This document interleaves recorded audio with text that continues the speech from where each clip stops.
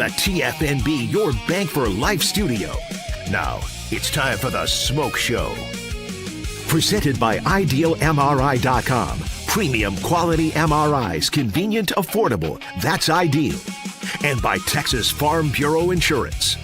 We are Texas Farm Bureau Insurance, your insurance provider built by Texans for Texans. And we've been protecting families in our great state since 1952.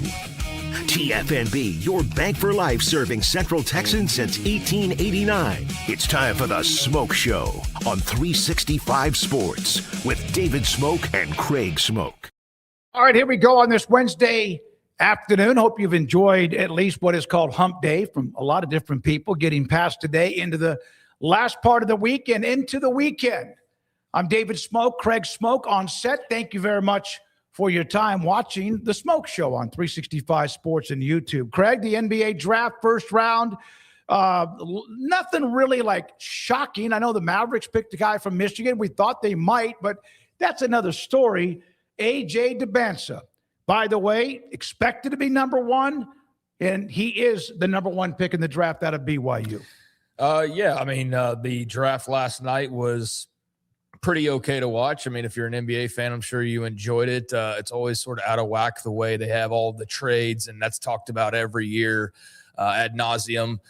But it just is a reminder every year of just kind of how quirky the NBA draft is with all of the different trades that happen and trying to figure out who's on what team by the end of the night. But it was pretty clear at the start of the show what the story was, and that was A.J. DeBansa going number one overall. And he is now a Washington Wizard and will be playing alongside the likes of Trae Young. But it's been thought now for quite a while that DeBansa would be the number one overall pick. I know there was other contenders, but yeah, it always kind of seemed like he was the guy. And so big deal for him, obviously big deal for the Wizards, and big deal for BYU basketball and Kevin Young to be able to use this to promote their brand and to just be able to celebrate this as well. I mean, only 1 year in Provo, but made a massive impact while he was there, and very deserving of being the top player in this draft. Really, really good.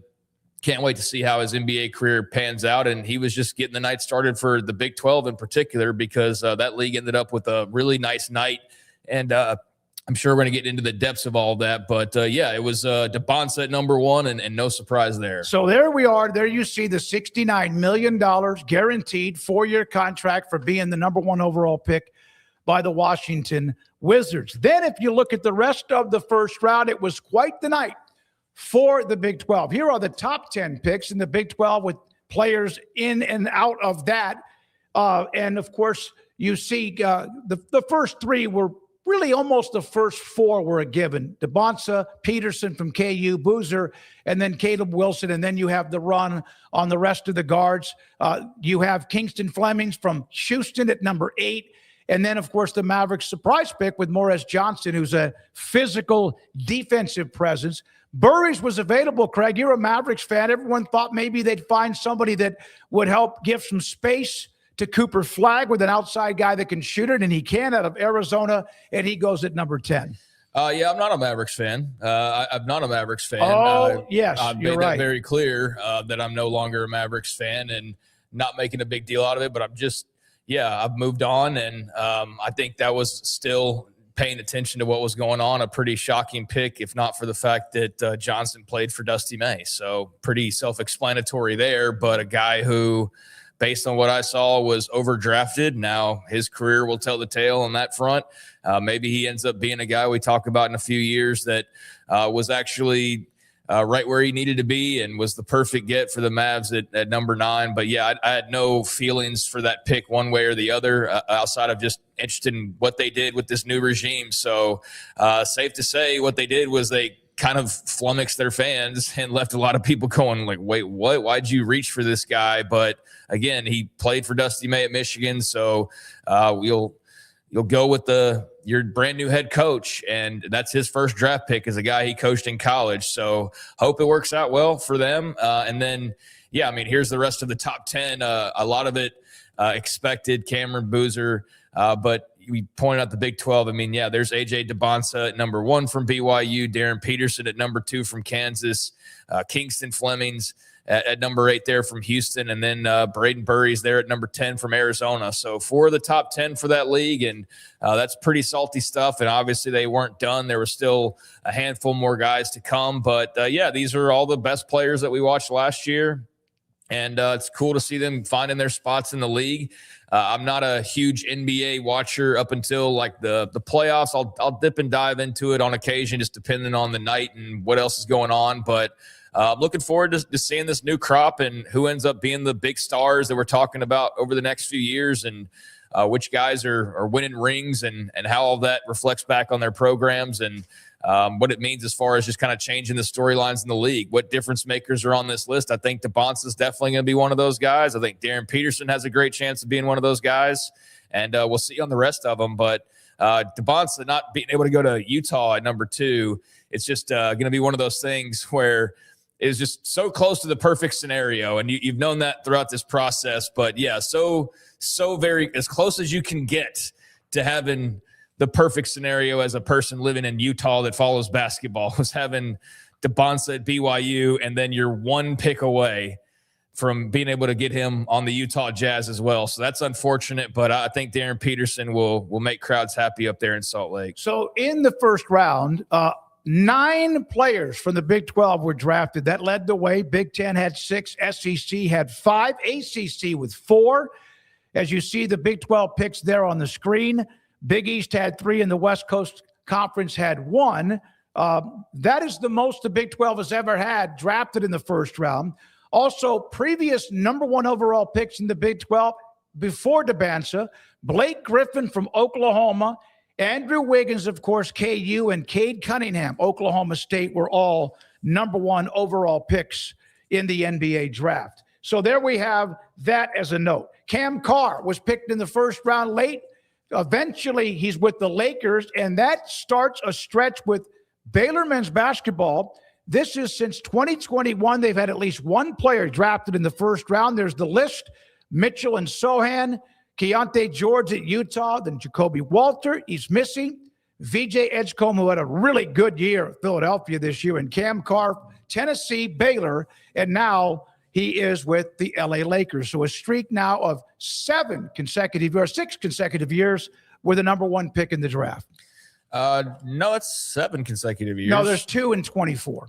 Okay. It's listing 7 years on the graphic: 21, 22, 23, 24. Okay. I see what you're saying. There's 2 and 20. Yeah, 2 and 24. Yeah, no, I mean, it's a great run, and I'm sure that there's a lot of Baylor fans that are happy with that. I know there's also a lot of them that would prefer they have no draft picks than the alternative of you have draft picks, you have consistent first rounders, but you don't really do much of substance as a team with those guys. You make the tournament, but you don't really make a whole lot of noise. That's really been the pattern. And so it's been one of those things. I don't think you have to trade off one or the other, but I do think, I guess it's difficult to be able to do both consistently. So yeah, they've had premier talent unlike they've ever had before, but it hasn't resulted in much in the way of the trophy case, which I think is the frustration for fans who want to go back to 2021 and say, let's put together this veteran, super senior type of team, and that's the route to win championships. But it's just easier said than done. And now everybody's tried to duplicate that at some point since 2021 as well. So, yeah, I mean, Scott Drew's done a great job of producing talent, recruiting high-end talent, getting them to live out their dream, getting drafted in the first round of the NBA draft. He's delivered on that, and it's a cool streak. It's the best in program history by a wide mile now at this point. And I don't know who's waiting in the wings, I guess, to continue this on, but it's been cool to see that. But at the same time, there is also that caveat of, but it's not really amounted to a whole lot in the trophy case. Davion was a part of the national championship team. Jared Butler, among others, a part of that team. Maceo T. We know all the names, but Davion, first-round pick to Sacramento, not there anymore. He's in the NBA. And then the Sohan and also Misi, when they left early, I think that was something that Baylor wasn't expecting and might have also led to some of this hit and miss, including not making the tournament, obviously, this year. So there we are. That's 6 consecutive years Baylor has had a first-round pick. All right, so Now let's get to the NCAA, the ruling yesterday by the NCAA Division I cabinet about coming up with, and we did touch on it yesterday, 5 years to play 5 years. Here is a kind of an outline. Student athletes who use their final season of competition under previous rules during 25 and 26, no additional eligibility. More on that in a minute. Current student athletes with eligibility remaining under the previous rules after this past year, either the previous rules or you can pick the new age-based model, whichever is most beneficial to a student athlete. Prospects who initially enroll full-time at any college or university during this upcoming school year, either the previous rules or the new age-based model, whichever is most beneficial to that student athlete. And then prospects who initially enroll full-time at any college or university in the fall of 27 or later, the age-based model only, which means 5 years, which also we knew would lead to this: lawsuits immediately. This morning you wake up, and we were even told by some Ryan Mulvaney, who's been a part of our show before, who's an attorney, Darren Heitner, the first lawsuit earlier today, and 15 athletes involved in this one, filed by Ryan Downton and then Downton and also Darren Heitner. This comes after the rule changes. A part of that list is also a player who played high school ball here in Waco, Caden Powell, who's also a part of the Baylor team. He would be otherwise out. He's a part of the lawsuit. And so here we go with yet another lawsuit in college athletics. Okay, well, you're fine. I mean, you got to get things done one way or the other. So, I mean, if they're going to get sued regardless, then you might as well just get ready for a fight. I mean, I guess they could have just left things alone, and we could have all just continued to deal with questions about who's eligible and what grade they're in and how much eligibility they have and not really know what's what. Or you could finally try to do something about it, and they're trying to do something about it, and here come the lawyers to tell them like why that's not feasible. So yeah, same shit, different day, basically, in college sports, where you try to pass a rule and there's the same, you can almost name, like Darren Heitner. We all know his name now, that, hey, if the NCAA is trying to do something, the first guy we're going to hear about is going to be Darren Heitner. And then we'll hear about Ryan Mulvaney, or we'll hear about whoever else. Like, this whole world we're living in right now is exactly what I didn't want. Like 5 years ago when we were talking about this, I said, I didn't want to know who the big boosters were by name. What do we have? We got Cody Campbell out here, like, running the show. I said I didn't care about all these lawyers. Started. You mentioned that because of the Miami booster. Yeah, I mentioned it because of John eventually Ruiz. There's now others as well, including Cody at Tech. Especially Cody Campbell at Tech. I mean, he's the one that's out front more than anybody, and that's fine. I'm just saying, like, 5 years ago when you saw this all start to develop, I was like, man, just so long as we're not, like, consumed with knowing who these lawyers are, that we're not talking about the boosters as much. We're talking about head coaches. So, yeah, I mean, we've arrived exactly where I really was hoping we'd be able to avoid, but I guess impossible to avoid arriving at this point when there is so much legal business to take care of. So, yeah, I'm sure that the usual suspects are lined up and ready to go to war with the NCAA and the courts, and we'll see how it works out. I'm not going to fret too much over it. If they get their way, so be it. If they don't, so be it. I'm in favor of the eligibility model. I think we've seen enough of the carryover from COVID now, finally getting out of the 6th, 7th years and kind of the confusion of all of that. But these last couple of years in particular have been a complete just, like, I don't know how many times I've been watching a game or thinking about a player and going like, what year are they in? And like, so do they have 3 years left, or do they? No, remember, he had the COVID thing, and then he did the medical red shirt. And then, so he's got 2, 3, like that whole part of it. I can still follow along and enjoy the game fine, not knowing every detail. But it would be kind of nice to just also know what you were looking at and who was available for how long, and not this just legal guessing game because of what lawsuit's going to be filed at some point. So I'm in favor of it. Clearly, the schools and the people in charge are in favor of it, but it's not great for the players who stand to lose out potentially if they get injured. And so certainly they should have questions. And certainly if you feel like you're not getting the best end of the deal, you're going to fight for the best deal. So that's what these lawyers will try and do for them. As much as they do lawyers for other things that happen, whether it's vehicle accidents, etc. Doug Tomorrow, he's a part of Arizona State media relations. I've gotten to know him really, really well. This is what he put up earlier. Could be RIP. You just mentioned this, to the words freshman, sophomore, junior, and senior, and probably time for us in our world to say anything about even redshirt freshman, sophomore, junior, etc. And now it's just going to be 1 year, 2 year, 3 year, 4 year, 5 year, like that. I don't know what they're going to call them. It doesn't matter what they call them. They have 5 years if this holds, lawsuits or not. But the term freshman through senior might be out the window. Okay. Doug Tomorrow, Arizona State. If it is, then I guess it is. I think we'll all live if it's no longer sophomore, junior, senior. But I don't know. I think we're still going to probably call it what we've always called it. It's still freshman, sophomore, junior, senior. It's just that you've got a 5th year. So, yeah, maybe you're just a 5th year senior. And that's you just add that on. And that's not a new term by any means. But, it's more or less a lot less wordy version of this would be there's just no redshirt freshman anymore. No, there's not. That's just, there's not a redshirt freshman. When you're a freshman, no matter what, whether you aren't playing or whether you're injured or whether they were going to, you're able to play. So you are immediately, there is no redshirt freshman. That's a great point. Joshua Caraway put this up. I thought this was another thing to do on the 5-on-5.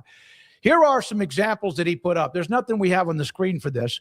Player A graduated in 2023, never redshirted, played 3 years instead of 26 being his final and 4th year of competition. He could opt into a new model. That would give him 2 more years to play 5. Player B graduated in 24, redshirted his 1st year, medical redshirted his 2nd year. He would want to use the old model, so he would have 4 years left to compete. Case 3, freshman in 26, get to pick the model you want. Kind of went over this earlier, but just more clarification. I would assume you would want 5 for 5 to get the most playing time. In class of 27, it all kicks in and beyond. Barring anything else that changes, using the new model, you enroll in 27, you have 5 years to play 5, hurt, injured, held back, whatever. You have 5 years. Your clock is now ticking. Now, let's get to Brendan Sorsby. A note about Brendan Sorsby. Here is from Michael McCann. We've had Michael on. He's one of the attorneys you see quite a bit of when it comes to Twitter, trying to help and or go, oh, wait a minute, that's not going to work. There was the Maurice Clarett example about how the NFL basically kept him from being drafted. Michael McCann Sports Law. On Brendan Sorsby, the NFL Players Association didn't help Maurice Clarett out of Ohio State in his eligibility case against the NFL. I know that because I was on his legal team. The NFL Players Association, in fact, filed an amicus brief that took a position against him. The NFL Players Association took a brief that was a position against him. Life lessons, unions protect current members, and that's of the opinion that Brendan Sorsby is not a part of the NFL Players Association because he hasn't signed with anybody inside of the 32 teams in the NFL. So it is what it is, and we'll see how his legal battle goes with, I guess, Jeffrey Kessler is going to line up to defend him once again, and good luck with all that. I know he's had successes against leagues like the NFL and a lot of successes in his career, and including successfully getting this injunction that started this whole ball rolling in the Sorsby saga that we lived for the last couple of months. But I don't like his chances against the NFL. They don't have to do anything. Brendan Sorsby is not some special case where a waiver needs to be given to him, or they're going to sit back and think about, well, his feelings or his treatment or his whatever. Like they're just a stone cold machine that moves forward. And I don't think they're sweating too much over Brendan Sorsby or any threats from Jeffrey Kessler. And obviously the Players Association, given he's not a player, is not lining up to sit there and prop him up or defend him either, because he's not a part of the league. He's not in the league. Once he is, then that'll be a different story. But yeah, the NFL made it very clear their stance yesterday. So all that's left now is for Kessler and crew to line up whatever their case is going to be and try to challenge the NFL's ruling. But again, good luck with that. I think unlike what you ran into in the college ranks, with all due respect, I think the NFL's probably got better lawyers than what you were dealing with against the NCAA. And I know that they spend a lot on their lawyers, but I don't know. I think you're talking about some pretty high-powered people who have dealt with a lot of nonsense, and a lot of different things. And I think with how quickly they sort of just pushed out that message yesterday, their rules are pretty clear. Like, they don't have to hold a supplemental draft. They don't have to make an exception for anybody. They don't have to do anything. And so that's what they elected to do. And they covered both bases. I mean, they were very clear in their opinion of Sorsby, but they also just let it be known that regardless of how we feel about him, he can't get drafted if we don't have a draft. So good luck with that. And I'm going to get to what happens if some people brought up being a free agent. We'll get to that in a second. You finish your thought. Sit there and tell us that we're just doing it uniquely this year because we hardly ever hold a supplemental draft. Like, it's more common that we don't than we do. So this is just business as usual for us. And yeah, we don't want a guy who's gambling and has issues. So yes, you can immediately point out the hypocrisy of the NFL and say, well, what about all your DraftKings ads and this, that, and the other?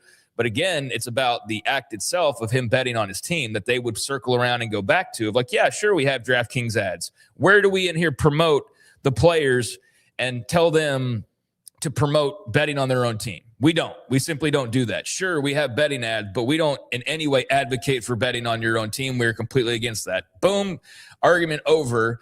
I do think there is some hypocrisy. The NFL is one to be far more forgiving of maybe far more egregious things, like beating your girlfriend or your wife, or just all the car issues that we've seen over the years. I mean, Rashee Rice just got out of jail not long ago after getting into an accident in Dallas. And there's just all sorts of things that happen throughout the league. And so people do have this kind of opinion that the NFL doesn't care about things. So why do they suddenly care about this? And I think, again, it goes back to it's gambling on your own team. That's just like the universal no-no. And I also think that, there is a little bit of hypocrisy, but it's that main thing. It's not he's better or worse than Rashee Rice, or he's not better or worse than whatever example you want to give of something that a guy did that was awful. It's not apples to apples or apples to oranges. It's we don't tolerate this thing right here in particular. It doesn't matter what all these other guys did. This is how we treat this. You're not getting into the supplemental draft because we're not holding one. It's pretty clear where they're coming from. But yeah, there is a little bit of hypocrisy there as far as what you defend and what you don't, or how you tolerate certain things or don't. I think yesterday was a scathing letter, basically aimed at Brendan Sorsby, not even Kessler, his attorney, for a lot of things. And they felt like he was running and hiding away from his problem just based on the way you were worded. One other note about Sorsby. So then all of a sudden, well, can he be an undrafted free agent? Here is from Pro Football Talk on Brendan Sorsby.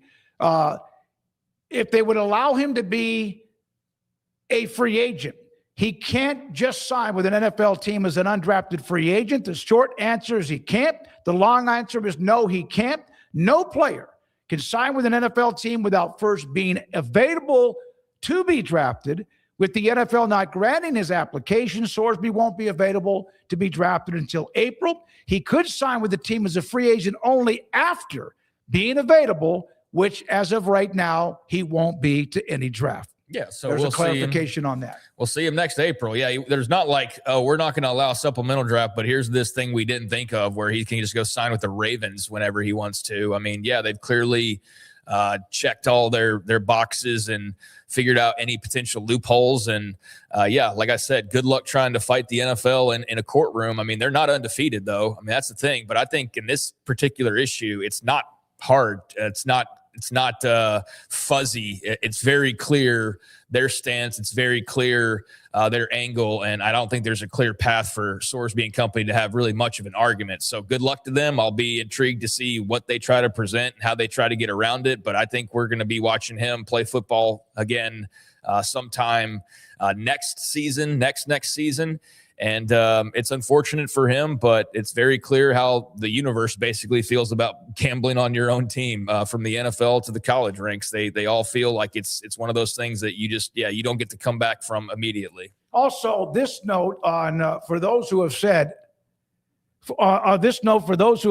Jeffrey Kessler doesn't want to pick a fight with the NFL. He has done that before with Freeman McNeil back in the day, who was a running back that eventually played with the New York Jets, was a pretty good player. He has had some battles with the NFL. He's not 100%. He's not unbeaten against them, but he is not afraid to take them on when it comes to players, eligibility, draft, whatever else. So there's a note about what Jeffrey Kessler did back in the day. We're going to have Brett McMurphy on here momentarily. In fact, we do have Brett McMurphy. He joins us on 3. And senior and elite college football writer, columnist joins Craig Smoke and David Smoke. Brett, thanks for your time.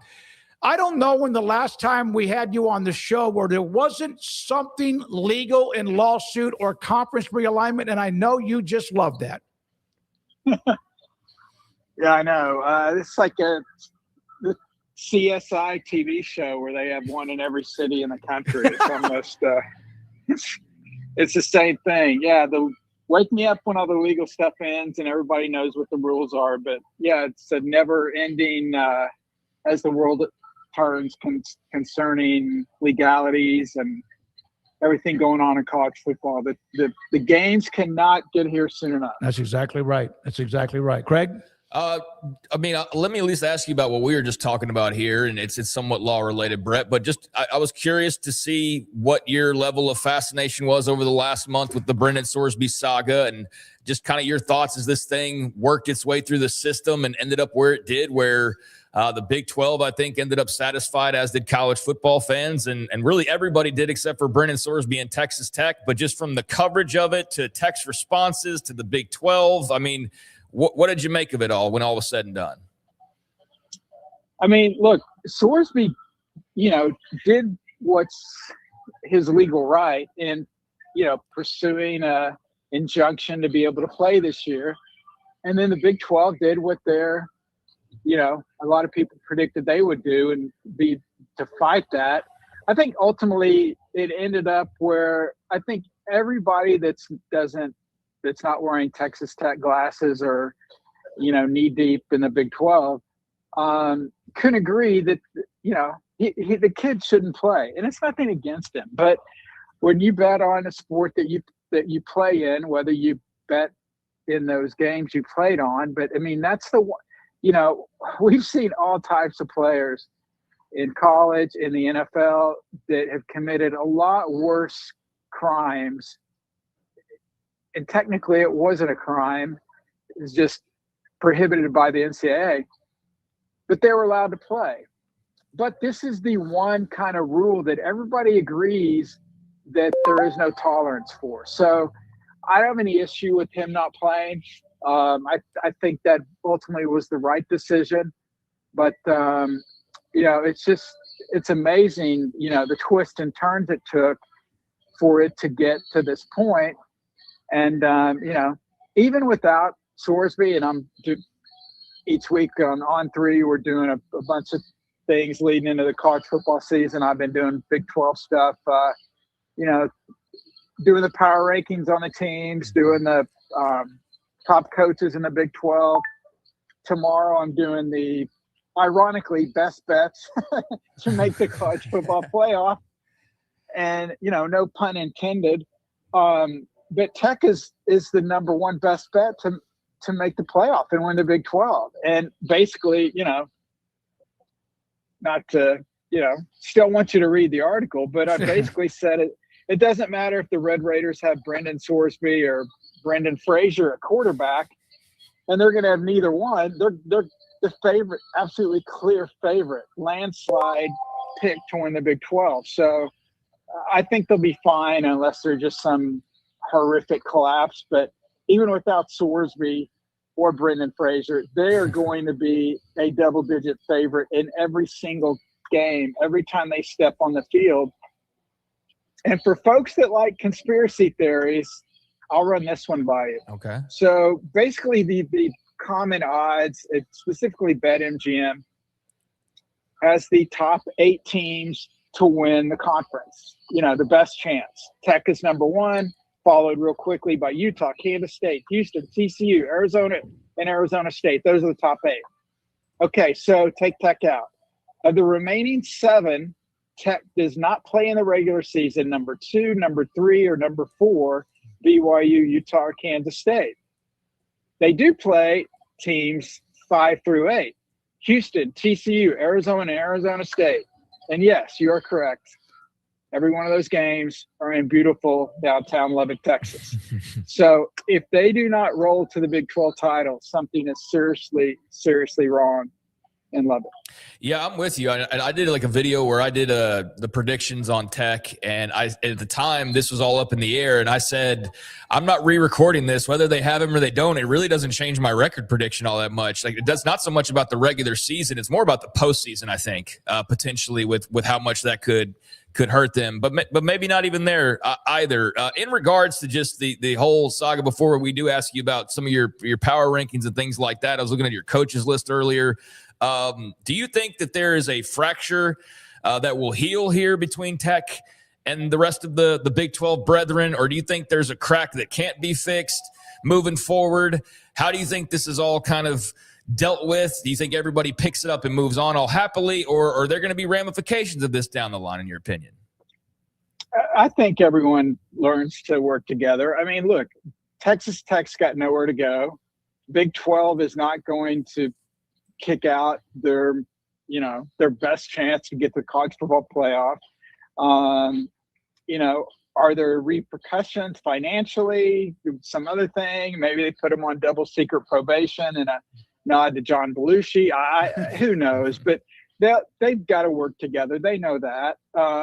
Texas Tech doesn't have an invite to the SEC or the Big Ten, and this is their best place to be, and they'll figure it out. And I'm sure there was a lot of emotions that, initially, but I think the longer this goes on, I think everyone will agree to that. Even if they agree to disagree, they'll move on. Right. The Big 12 realizes that they need Tech as much as Tech needs the Big 12, and whether it's a happy marriage or not, I don't know, but there's no divorce, at least not for the next several years. Yeah, you can't summarize it any better than that. We've discussed that too. About they can't go independent. You just can't. Yeah, No. Like, Brett, Exactly. I asked this question yesterday. I forgot to whom, but if you took everybody in Division I FBS football, how many literally and financially and could be independent? Not like the days of when BYU was or others, but in today's America, today's college football, Notre Dame and who else could actually survive that because of loss of revenue with conference revenue? You could make an argument that perhaps an Ohio State, perhaps a USC, maybe it's Georgia, certainly a Texas. But again, I'm not saying that's likely. The biggest issue is they've got to have a TV deal. A network or a streaming service would have to commit multi-millions to televise all their games in a similar deal that Notre Dame has with NBC. So are any of those schools worth their own TV deal? That's up to the networks and the streaming services to figure out. I mean, I'm sure it could happen, but I don't think anybody prefers that. Just for the, you're not going to be making, I don't see any of those schools making a ton more than they would make as a member of the Big 12, the Big 10 or the SEC. And also just the headache of where you're going to put your non-football schools.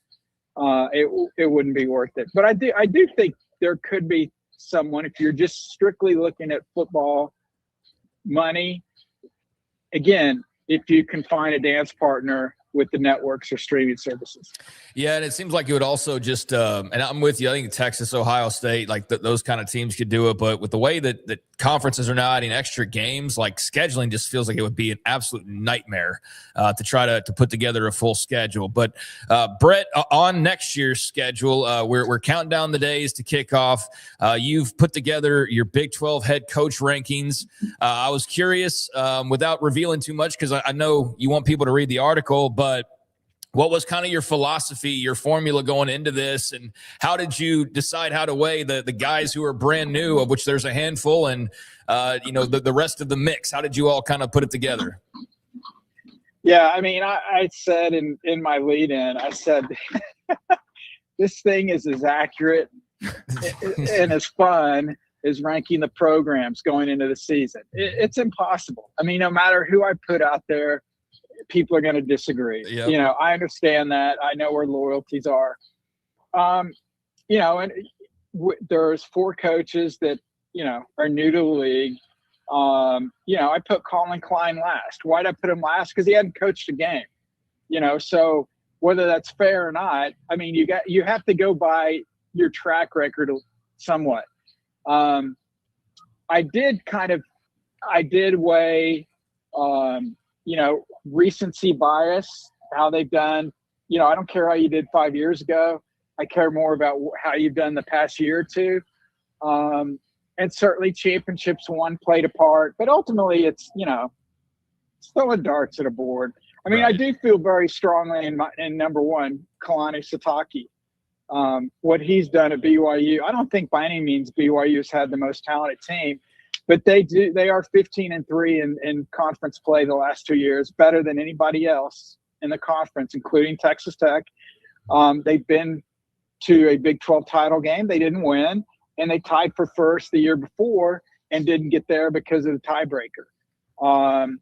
You know, I also, part of it, which our editors encouraged us, is kind of look at the market value of the coaches. And obviously Sitake was offered the Penn State job, so he's very highly coveted. He obviously was not the first choice. But that's why I had him at number 1. I had Kenny Dillingham at number 2. Maybe that surprised some people. He won the Big 12 2 years ago. Last year, supposed to be a down year, and they were in great position until they lost their quarterback and Jordan Tyson, their stud wide receiver. They still managed 8 wins in which should have been a bigger down year. So I give him a lot of credit for that. He's obviously highly sought after. The youngest coach in Power 4, which is not a detriment these days. Maybe 5 years ago that would be, but not now. And so I put him at 2 above Joey McGuire, and we know what Joey's done at Texas Tech. I expect him to win back-to-back titles maybe next year when we do these. If he's got back-to-back titles, he moves up into the 1 or 2 slot. But yeah, it's just, dude, it's impossible. Right. I mean, you can't please anyone. And you know, so go ahead, take your shots, ask your questions. Yeah, you either agree or you disagree. Yeah, I just was wondering, because everybody's kind of got their different formula. But you're right, it's very subjective. Everybody's got their own list, and if they don't see their guy high enough, I mean, I was just surprised you didn't have Eric Morris at like number 2. I just thought maybe that would the Stillwater would infiltrate there a little bit. But no, I mean, he hadn't done anything in the Big 12. Right, you're right. Give him a year. I mean, I had him at 8. I had him above Brent Brennan. I had him above Dave Aranda, who, oh, by the way, has a Big 12 championship. Yeah. Had him up in front of Satterfield. I mean, maybe he's too high. I mean, you could very easily say that with him coming in at number 8, because the success he had at North Texas, should he get a lot of credit for that, or should he not get any credit because it was a, you know, G6 league? Yeah, no, absolutely. So if you could take off your reporter cap for just a second, what's your level of kind of excitement or anticipation for Eric Morris? Do you feel like, in just kind of looking at the program, like there's a buzz that hasn't been there for a little while? Like, do you think they're just going to rocket launch right away in year 1, or is there going to be an adjustment transitioning over from North Texas to Oklahoma State? Well, I mean, obviously it has to be an improvement from last year. As the cliche goes, it can't get any worse. I mean, there is a lot of optimism, and I probably mentioned this to you guys before when people say, well, what do you think about the coach hiring? I mean, look, I like Eric. I think he's going to be very successful. But, I mean, there's a million examples where guys came into a program and with this exact scenario, I'm not predicting this is going to happen, but Scott Frost in Nebraska was the perfect hire. Alum, success at UCF, success as an offensive coordinator, and it absolutely 1,000% did not work out. And then you've got a guy that was over the hill, graded as a C- as best hire, and yet all Kurt Cignetti did was the greatest turnaround in the history of college football. So you can't predict these things. I do like the vibe coming out of Stillwater, but again, that vibe is, you know, last as long as you start winning or losing games. But I think it is encouraging that he brought a lot of players from North Texas, specifically on the offensive side of the ball. And it's going to be exciting. There's no doubt about it. It's not going to be 3 yards in a cloud of dust. And I'm not saying that's certainly not what Gundy was either. But, it's going to be exciting. And the good news is in the Big 12, as we've seen specifically 2 years ago, we have no idea who's going to win this league most years. I think this year's the exception. But who filters in the 2, 3, 4 spots is totally up for grabs. Brett, last question, and thank you very much. We'll see you in Frisco, though, right? We'll see you there at Big 12 Media Days. If you had the restraining order lifted against me, we will. Yes. I will lift that out. I Appreciate think that. Your note about UTEP. We were going to use this later on as just like a nugget. That's kind of fun. Yeah, give everybody the news or what UTEP is doing, which I think is wonderful. So, well, I was going to say, I hope I don't make somebody mad here, but I'm not worried about it. So, so UTEP, announced, this is no secret, that they are basically allowing fans to vote online to determine the kickoff time when they play San Jose State. Now, they only have 4 options, and it's either 1, 2, 4, or 7 o'clock Mountain Time, local time for UTEP. So obviously, when you do this, that means that game is not being televised on any kind of platform that would allow you to, this game is not going to be on ESPN. I can guarantee that. Probably on an ESPN Plus or whatever, Mountain West CBS Plus network, whatever it is. The funny thing is, because I actually voted twice, you can vote multiple times. So here's what is hilarious about this. And I'm not making fun of UTEP, by the way. I want to be clear with that. Here's what's hilarious. What if San Jose State wants to play at 1 o'clock? Or what if they want to play at 7 o'clock? What if they suddenly stuff the ballot box, if you will, so they can get the game at whatever time they want to play at? And I will be fully transparent with you, Smokey. I always am. I got a text from somebody that has a rooting interest in San Jose State and said, yes, that they have voted in the poll. So, oh my, that is very college sports.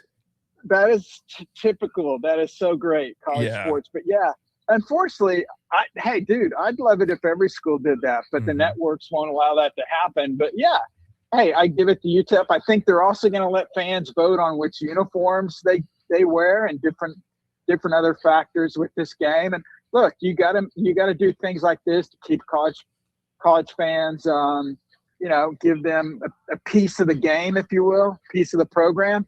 And unfortunately, guys, we opened up with the lawsuits and all this other nonsense going on. Yeah. I think the more that we get into the NFL model, the more funky, crazy, wild stuff like voting on your kickoff times and your uniforms is going to go by the wayside. And that absolutely 1,000% sucks if and when that happens. No, you're dead on with that. Brent, I just voted. I voted noon kickoff, all black uniforms. No, I'm just kidding. Get the heat really going there. But no, you're right about that, and that does suck. But I think that's it. You got anything else? No, that's it. That's it. We can't wait to see you in Frisco. I will be in touch with the local police department and lift the restraining order because we want to see you and we want to talk to you again at our setup. Thanks for your time, Brett. Have a great rest of the week. Brett McMurphy, on3.com. Thank you for his time. I thought the UTEP story was cool and a breath of fresh air story in college football. Not a bad idea. Sam Kahn will get to us around the corner. Tim Brando just after 4. A lot to get to today. We appreciate your time, and this is 365 Sports. Stonewood Dental. My dentist is Dr. Steve Childress. Your comfort is his priority and also that of the business. Stonewood Dental is where you can get a lot done. And believe me, at my age and where my dental work at times has been, whether it's a teeth cleaning, which every 6 months they'll set that up for you, then remind you. And for me, I need a couple of reminders. Or maybe if it's something else, like, for example, a tooth is aching and you need a root canal, or it pulled, or possibly treatment for TMJ, full mouth restoration, biostatic dentistry. He's done a lot of that with me. Not all of it, but a lot of that with me. And also sat down one time after like the second time I was there. He goes, man, we got to figure out why you got what's going on? What do you do? What sugar are you inhaling? And I sometimes like to use lozenges at night or even during a broadcast to kind of cool my throat or soothe my throat. He said, cut that out because it's hurting you. And I do for the most part. So he taught me exactly what I didn't need to use or do or chew on anymore. Every 6 months, avoid the major problems and you won't have any of that. Dr. Steve Childress and Stonewood Dental, my dentist in Robinson, Texas. Broker is your Lennox Premier dealer. Right now, qualified buyers can make no payments and get no interest financing for 12 months on a new Lennox home comfort system. Conditions apply. Call Ray Broker Air Conditioning and Heating Specialists for details and a free estimate. The reason that their service is outstanding because the people they have working, behind the desk and the folks working out in the garage, taking care of business.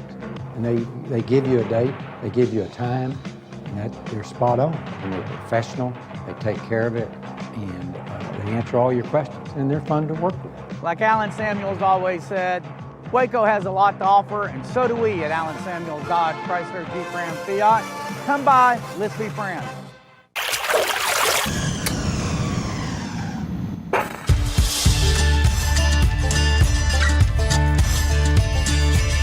Bold are the adventurous. Determined are the leaders. Faithful are the healers. At Baylor, you'll find your calling, your people, and your purpose. Dare to be you, indeed. It's time to compete against yourself, finding too many excuses not to work out combined with bad eating habits, and Waco Regional Tennis and Fitness can help reach inside your competitive soul. Discipline, getting results you've only dreamed about, personal training, group exercise classes, and even a tanning bed, world-class tennis facility, and pickleball courts and lessons available. Waco Regional Tennis and Fitness, spacious, clean workout rooms, free weights, state-of-the-art technology, weight training equipment, and no intimidation. It's time for you to react today, not tomorrow, at Waco Regional Tennis and Fitness on Lakeshore Drive in Waco.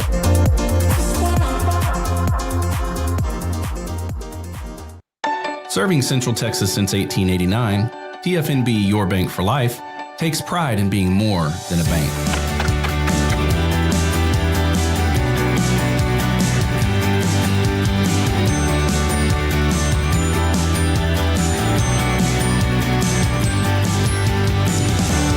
TFNB, we remain committed to these principles.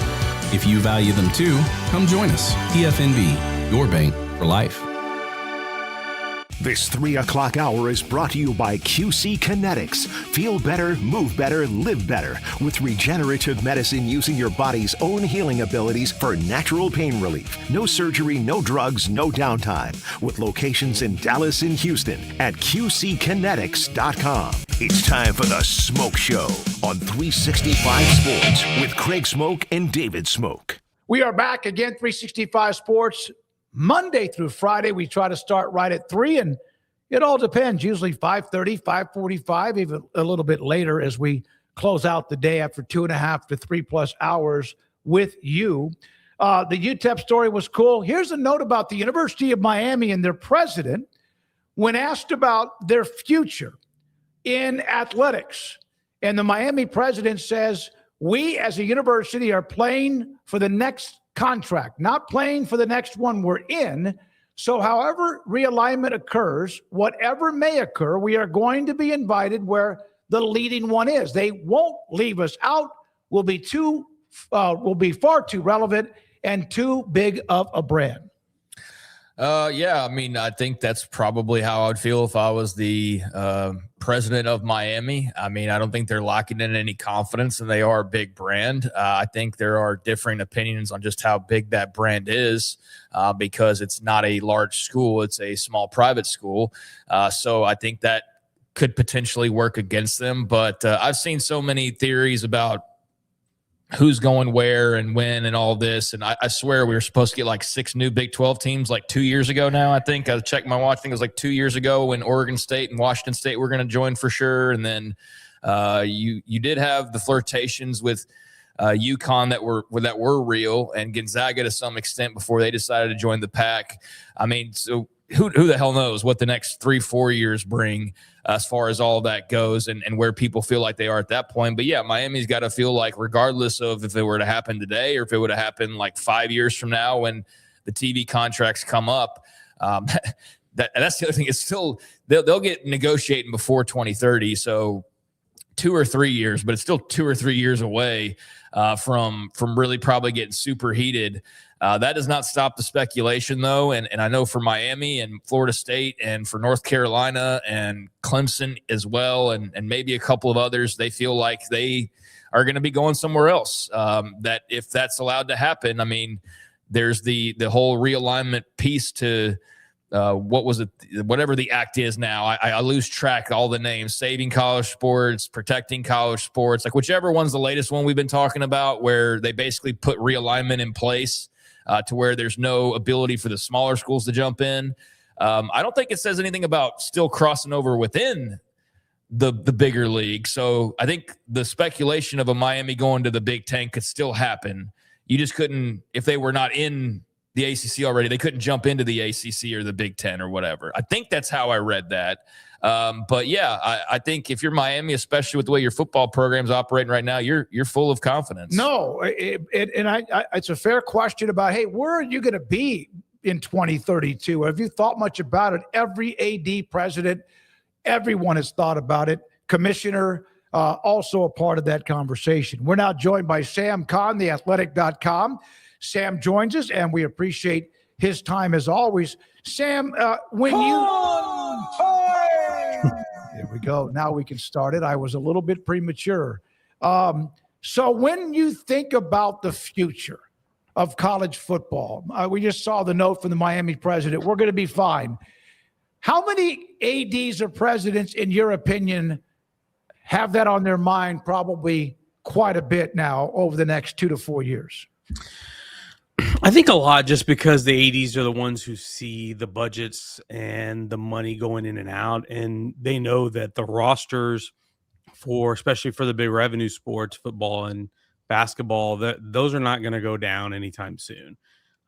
I'd be remiss if I didn't note that in the history of covering sports, I don't know any time that player salaries went down year to year. They always go up. So roster budgets would go up, which means athletic department costs are going to go up, and means you got to find money. So, TV rights are a big part of that. And I think that's one thing that I think has gotten lost a little bit in some of the discussion of trying to figure out the future as far as legislation goes, or how to get a wrangle on all the player movement and everything going on now. Is like, in a few years, we'll be talking about whether the league's realigned to some degree or not, and what the television contract impact is going to be on that. So I think that there's so much that I think is uncertain between now and the next, I guess, 5 years, 2030, 2031, essentially.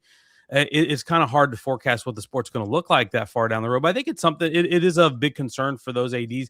But I do think the sentiment of the sport will be fine. I agree with, because people still watch, people still attend the games, and people still really enjoy college football Saturdays. Like, we can talk till we're blue in the face all off season about what's wrong with it, but when the ball's kicked off on Saturday in the fall, it still hits. Yeah, no doubt about that, Sam. And yeah, I think we're all curious, because I think we all kind of understand too that whatever 2030, 31 brings, like, that's the new whatever this thing is. Like, all the realignment will get settled for the most part, of whether there's going to be this big shift or not, and the ACC's having to take buckets of water and throw it over the side, or if they're totally fine, like, all those will be answered. But yeah, it's definitely going to be a new era. And speaking of that, with some of the kind of the legalities going on, what do you think of the eligibility rule? The 5 years, that's what you get no matter what. I know there's some caveats here and there as far as the implementation of it goes, but what do you think about it just from a fan perspective? Yeah, I think it's good. I think it's well overdue, just because it seems like a lot of the changes we made over the last decade have in some way or another had some unintended consequences. The 4-game redshirt rule, which I was a strong proponent of, turned out to be utilized in a little bit different manner than we thought. We had, I'm sure you guys remember back in 2019 when Dana Holgerson was at Houston and they redshirted a bunch of their best players after they got off to a rough start. That was a unique use of it. Of course, we remember players that have used it to basically save a year of eligibility so they could transfer. That wasn't necessarily the original intention of that rule. So I think the idea of getting rid of red shirts completely and just giving 5 blanket years of eligibility is fine. And it also, in my opinion, matches up with a lot of real student experiences. There's a lot of us out there, and myself included, who took 5 years to graduate from our respective colleges. And so I think that's good. I don't know. I'm kind of on the fence. I think I still would have liked to have given maybe 1 year for a medical waiver possibly, but then just limited at that. But I understand why they didn't, because they do want to get out of the business of having players that are 24 or older continuing to play. The one thing that's interesting, and I need to get some clarification on this, I do wonder if this is going to eliminate the players who go pro in other sports. For instance, your baseball players who maybe went pro and then came back. The way the rule reads, I don't think they would be eligible because that clock is either going to start when you enroll at college or the academic year after you turn 19. So I can't imagine that if you go play baseball for 4 or 5 years, you can come back. And that's one reason why I think the NCAA has really tried not to call it 5 for 5, because if you enroll at 21, you're not going to get 5 years. You're going to get whatever's left after the clock started when you were 19. So, but I do think it provides some more stability to roster management. It's going to help in that front. We had so much chaos with that because we had from the different eligibility cases or the free pandemic year that everybody got in 2020, where we've had so many 6th, 7th, even 8th and 9th year guys. I think getting those guys out of the system and sticking to a blanket 5 years, I think is overall a good move. I don't think it's going to be perfect, but I think by and large, it's going to be an effective move. Yeah, I don't. We mentioned freshman, sophomore, junior, senior, and somebody suggested that's no longer the case, but it will be. You can just say a 5th-year senior. Craig brought that up. We've been doing that forever. Yeah, call it whatever you want. But the health part of it, the waiver part of it, that's kind of what started some of this with the extended. If a guy, for example, hell of a player, Jordan Shipley at Texas, 2 horrific knee injuries, and so he played 6 years. There's others that, quite frankly, it was important for them to be able to heal and get that extra year. So I understand that. I wonder if that's going to be, it can't be tested which is now a rule, but the lawsuits, I wonder how much it will be with that too, the health part of it. Yeah. And there's already lawsuits being launched, at least on the behalf of the players who would be out of eligibility this year and won't have the rule applied to them. That's a different circumstance. But yeah, I do wonder about that. If you have, because I mean, some of the players we talk about that are 6th, 7th, 8th year guys, those are guys who had multiple season-ending injuries. And so I understand if they have an argument that, hey, and I lost 2 full years to season-ending knee injuries, why should I be, lose eligibility because of that? I understand that argument. I really do. But I also understand the argument from the fan side or the school side or whoever that says, hey, we don't want these guys playing until they're 25. Because the sport is fundamentally different than it is now, than it was 20, 25 years ago, 30 years ago. And there's a financial component to this too. And we'd be lying if we didn't say that it does impact high school athletes that come into the sport. Because if you're a GM or you're a head coach, would you rather take that 6-year guy who's 24, who's a grown man, that's been around and has a lot of snaps, or would you rather take the 19-year-old freshman? Chances are you're going to spend the money on the guy who's more experienced. So I do think, in some way it opens some more opportunities for guys. I don't think it'll be a ton, but I think it'll bring the equilibrium back to the high school recruiting that I think we've lacked ever since 2020. So, Sam, you didn't join us there for a little while, and hopefully you had some good time away. I know you were still writing, though. You wrote about Brendan Sorsby, a couple stories on that, and the latest, obviously, being that the NFL is not going to hold a supplemental draft, so he has no options there. I was just curious because we didn't talk to you kind of while that was at its peak of just discussion across the country, but what do you think of where we've landed here with this whole thing? I know one thing, you don't And I also didn't change my opinion on Tech overall. Like that's, I think, the one thing everybody's kind of agreeing on. But beyond that, what were your thoughts on his whole deal? Yeah, it was messy, no doubt about it. I think for one, I'll say unfortunate for him that he's not going to get to play somewhere this fall. And regardless of all the discourse that's happened, I know that was what he was trying to do, and it's going to be unfortunate that I guess maybe he could try to go JUCO or something like that. Hunter Deckers did that after he was ineligible for his involvement in sports gambling way back when at Iowa State. So I suppose that's possible, and I don't know that the door on his professional career is completely shut, but it's certainly really hampered. So I feel bad for him on that. I do think that at the end of the day, if it just my opinion, I wouldn't be okay with him playing college football. Because I do think that there is a red line that you cannot cross in this. And the integrity of the sport really matters. And the NCAA has been pretty clear and consistent about that. So I'm okay with where they landed on that front. I think you probably could have had a little bit of change in strategy. Maybe, you wonder if maybe they try to go supplemental draft from the jump. Maybe would that have help their case more if they had just accepted, hey, he's not going to play college football this fall, and maybe they had focused their efforts on the NFL. Because when you read that letter that he got, it was very clear that the way that it was approached, that he went into the supplemental draft, was not taken greatly by the NFL. So certainly there's that. But as far as Tech goes, like you said, I still think they're the Big 12 favorite. I still think they'll probably win the Big 12 championship. Where it changes for me on the field for them is what the ceiling is long term. And I had this conversation with another personnel director today. Is my question is what happens if Will Hammond gets hurt at some point? Like we know he's coming back from this injury. He'll probably be good to go in September, whether it's week 1 or week 3, who knows? But he's a guy who runs the ball a lot, and that's a part of his game. Are you going to be okay with running him the ball 100 times and piling up those hits over the course of the season? And what kind of condition and shape is he in, come the playoff? Because ultimately that's what Tech is shooting for. Tech is shooting for a national championship, Big 12 championship. They want, certainly, but they want to win it all. And Sorsby, I think, was a good bridge. Will Hammond is going to be a first-time full-time starter this year, but I think he was a good bridge to let Hammond recover and also maybe raise the ceiling a little bit on that team.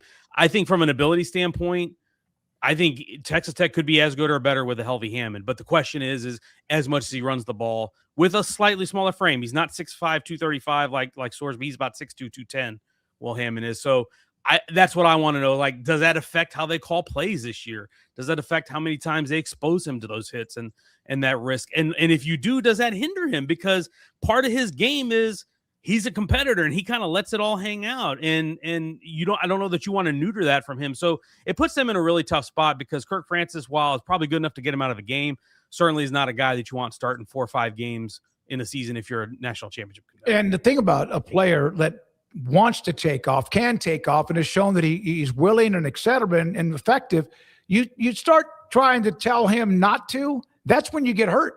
Mm-hmm. That's when you probably will get hurt. Let me ask you, Brett McMurphy was just on with us, and he has the rankings for the Big 12 coaches and more. Where do you see, because he's young, has not been at Arizona State long, and Kenny Dillingham, we know what he did in 24. Last year they had a step back. Levitt was hurt, and so was Tyson. Where do you see him as far as among the top rung, or where in the Big 12 among the 16 head coaches? Yeah, I think he's in the upper tier, certainly. I guess off the top of my head, you'd have to say Willie Fritz is in that conversation. Joey McGuire is in that conversation. Kalani Sitake is in that conversation. I mean, to some degree, I think you have to include Sonny Dykes. I mean, he took his team to a national championship game. I mean, I know maybe it hasn't been quite as good in the last few years, but you have to give him credit for what he's accomplished at that point.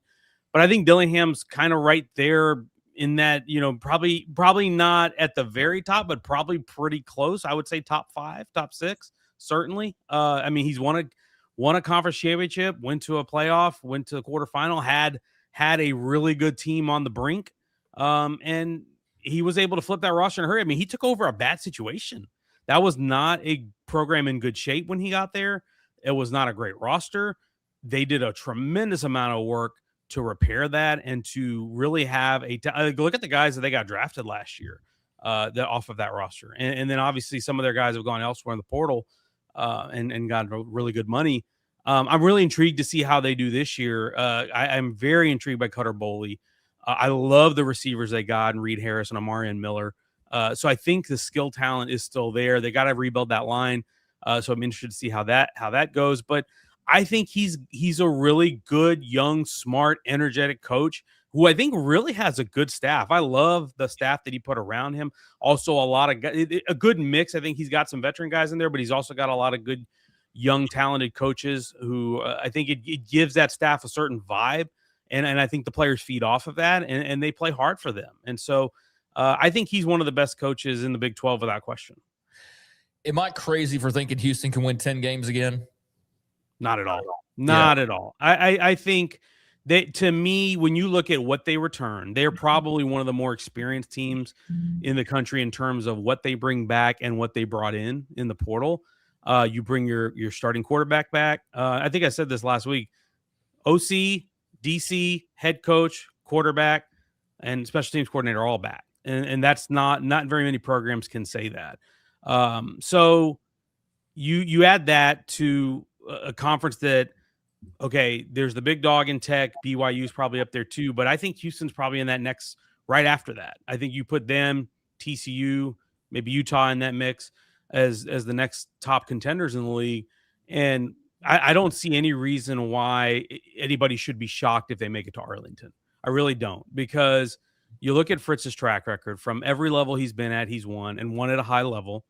I mean, hell, he took Tulane to a New Year's Six Bowl. Tulane, like think about that program and in the history of that program and the fact that they went and won a New Year's Six Bowl when he was there and won a conference championship and set them on the foundation that they're on now. He's doing that and now at a place with more resources, a better recruiting footprint. They're recruiting their ass off. If you look at what they've done in high school, the high school ranks the last couple of years, obviously they're not like a top 10, but they're recruiting at a better level than they have been historically. And they do really good at talent identification. You go back and look at what he did at Tulane and the guys that they had that got drafted. Go look at all the rankings of where those guys were ranked as recruits when they were signed to Tulane. Like they have him and Wes Fritz is son and GM. They have a real knack for identifying guys that are really off the beaten path and end up being guys that turn into all conference guys, all American guys, NFL pros. You bring that here with the resources that he has, which are a little bit higher level than he's ever had. And I don't see why throughout the rest of his career, which I think this is going to be his last job, I don't see why that program can't have some staying power in this conference. Why is he successful? He's not one that beats his chest. He's not one that worries too much about what others are thinking about him. He's obviously very good at developing talent and recognizing it and knowing what works and fits. But is something else in there, Sam? You know him pretty well, and we've had him on many times, that why he wins? I think it's just really uncomplicated. He's pretty one. I mean, he'll tell you he's as boring as they come. He doesn't have any hobbies. His hobby, I was talking to somebody on the staff there recently. He goes and hangs out with his family and grandkids. That's what he does. He doesn't really do other stuff. This is what he does. But I think it goes back to the first thing I just said is talent identification. Number one, like they have him and his staff have had a really good eye for talent. And they also, I think they're a really good developmental program. Like you look at guys who come through, again, I'm talking guys who are in the thousands or unranked or, 2 stars, no stars, whatever. And they turn into really good players. And I think, I don't know what it is about their eye and their evaluation that they're able to do that, but it's been consistent with pretty much everywhere he's been. And he says it himself: recruit, retain, develop. I know everybody says that, but he really does do that. Like they try not to live in the portal. They don't live in the transfer world. They try to recruit. They try to retain those guys. They try to develop them. And that breeds consistency. And I do think he's not the type that I feel like has really shuffled coordinators very often. Like once he gets a guy, if he can hang on to them, he can. Obviously, you're going to lose some. They go on to better jobs. But he seems to be like somewhat of a keep it in the family guy that, hey, we have very certain pillars in our program that we believe in. that we are not going to compromise on. This is, and I think that consistency, that goes over time. He's not really ever been, at least in my experience that I can tell, he's never been one of those cult of personality types where his personality really takes over. It's all fundamentals. It's all just program pillars that matter. Just whether it's hard work, character development, all that stuff. Like it's all stuff that that I think stands the test of time for him and that program. Those are all things executing. I remember when he first got to Houston and that first spring practice, they didn't spend a lot of time his first year on scheme. They spent a lot of time on habits, on, okay, this is the way we want these drills run. This is the way we want this run. This is how we want to practice. There was a lot of the first few months of that program just teaching that and building a foundation. And of course they went 4-8 and they lost a lot of games, but he was okay with that because in his vision, it was a long-term. It was not a quick fix. It was, we've got to build the right habits and the right foundation, and then we go from there. And I do think also he's never really been a big job hopper. Everywhere he's been, he seems to have been for quite some time. And I think that stability it breeds consistency and it breeds winning over the long term. Thank you, Sam. Appreciate it, buddy. We'll see you maybe 2, 3, 4 weeks down the road. Get you back on. Thank you for your time. Enjoy a little break. It's Sam Kahn, theathletic.com, with us today on 365 Sports. Tim Brando around the corner. We'll take a commercial break right here. The NCAA Oversight Committee has been busy today with 2 or 3 new updates and rules, including the transfer window, practice schedules in the spring, and the calendar. We'll have that a little bit later. Craig SMOAK and David SMOAK, 365 Sports, and Tim Brando next. This is the SMOAK Show on 365 Sports. QC Kinetics may help you feel better, like I do. When I was introduced to QC Kinetics back in September of last year, for about 4.5, 5 years, I woke up every day with an aching hip.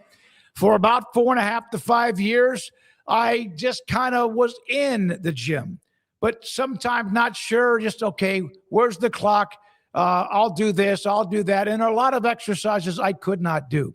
For about 4.5, 5 years, I surely could not even think about starting to jog for 15 or 20 steps, and also in turn even run any kind of distance at all, because I just felt terrible. I used to run all the time, and now I am again. Have been now for what is almost 2 or 3 months, because QC Kinetics, when I met them, free consultation back in September, I have had 3 or 4 treatments. And I feel fantastic. I wish I could, I want to relay that to you. And that's what I'm trying to do now. Free consultation. And what they do, they use your body's natural healing power, like platelet-rich plasma, stem cells to treat joint pain, sports injuries, aches and pains, chronic conditions, offering the alternative to surgery for conditions that, well, you know what I'm talking about. I'm sure you do, because some of us have traded text messages before.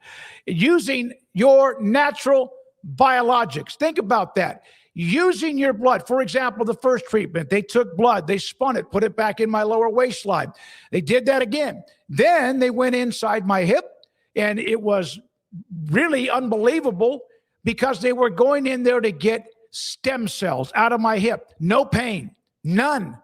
And man, did I notice even a bigger change. And then I had one more blood treatment, spin, put it back in me. And I love it. I love the way I feel, because for 4.5, 5 years, I was grumpy, pissed off, and I didn't see a light at the end of the tunnel. And even the thought that possibly there was going to be some sort of surgery or some sort of procedure. Nope. I feel good. Play golf once or twice a weekend, sometimes 3 times a week. I ran 3 miles today. I was a little bit sluggish because I didn't sleep great, but I ran 3 miles today. I did it. 2 miles yesterday, a mile even when I was on a little bit of a weekend trip for Father's Day. You can do this. Here are the numbers to contact Dallas and Houston locations: 972-972-8610. In Houston, 713-913-5285. Therapies that stimulate your own body to repair whatever it is needed. The mechanisms kick in, and you will feel better. Stop kicking the can down the road. And get in touch. Free consultation with QCkinetics.com. It's in the major leagues for 24 years. And let me tell you, I can feel it in my joints. Shoulders, elbows, and knees. Trust me, pain doesn't retire when you do. I tried everything to get rid of the pain. Nothing worked until QC Kinetics. Baseball legend Roger Clemens and other patients are getting lasting relief with QC Kinetics regenerative treatments. No surgery. I trust QC Kinetics. You should too. Let's commit to getting rid of all the pain. Schedule your free consultation today. QC Kinetics. Better starts here. With over 25 years of excellence in IT, Carrion Solutions is your trusted technology partner. From managed IT services to cutting-edge cybersecurity, our expert team delivers tailored solutions that drive success. Our portfolio includes products such as Veeam, Bitdefender, Microsoft, Cisco, and Fortinet. Call David Carrion and his team of experts. Call 888-522-2221 or visit us at carrionsolutions.com. Established in 2007 and independently owned, Alliance Bank Central Texas is committed to helping families and businesses meet their financial goals. From their tellers to their board of directors, they know the importance of superior service and competitive products. Customers have confidence knowing that their financial needs are in good hands. It's your bank, Alliance Bank Central Texas, with 2 Waco locations, 4721 Bosque Boulevard and 191 Archway Drive on Highway 84, and at alliancebanktexas.com. Member FDIC, an equal housing lender. Hello, I'm Camille Johnson with Camille Johnson Realtors. We specialize in selling residential real estate agent all across our community, and we love serving all types of families. We have been in business at Camille Johnson Realtors for almost 9 years, and I have been a residential real estate agent for almost 40 years. And we love our partnership with 365. So thank you for partnering with me, and thank you so much to all of my clients who have made our company a success. Celebrate American value and American quality during the Red, White, and Blue sales event at Richard Car. Awards such as Best Interior, Total Quality, Reliability, and Best Resale Value. The Buick Envista turns heads at price points well below cars in the same category. Right now, save $2,000 on the already value priced 2026 Buick Envista. Plus, well-qualified buyers get 0.9% financing. Drive American quality and get American savings during the Red, White, and Blue sales event at Richard Car.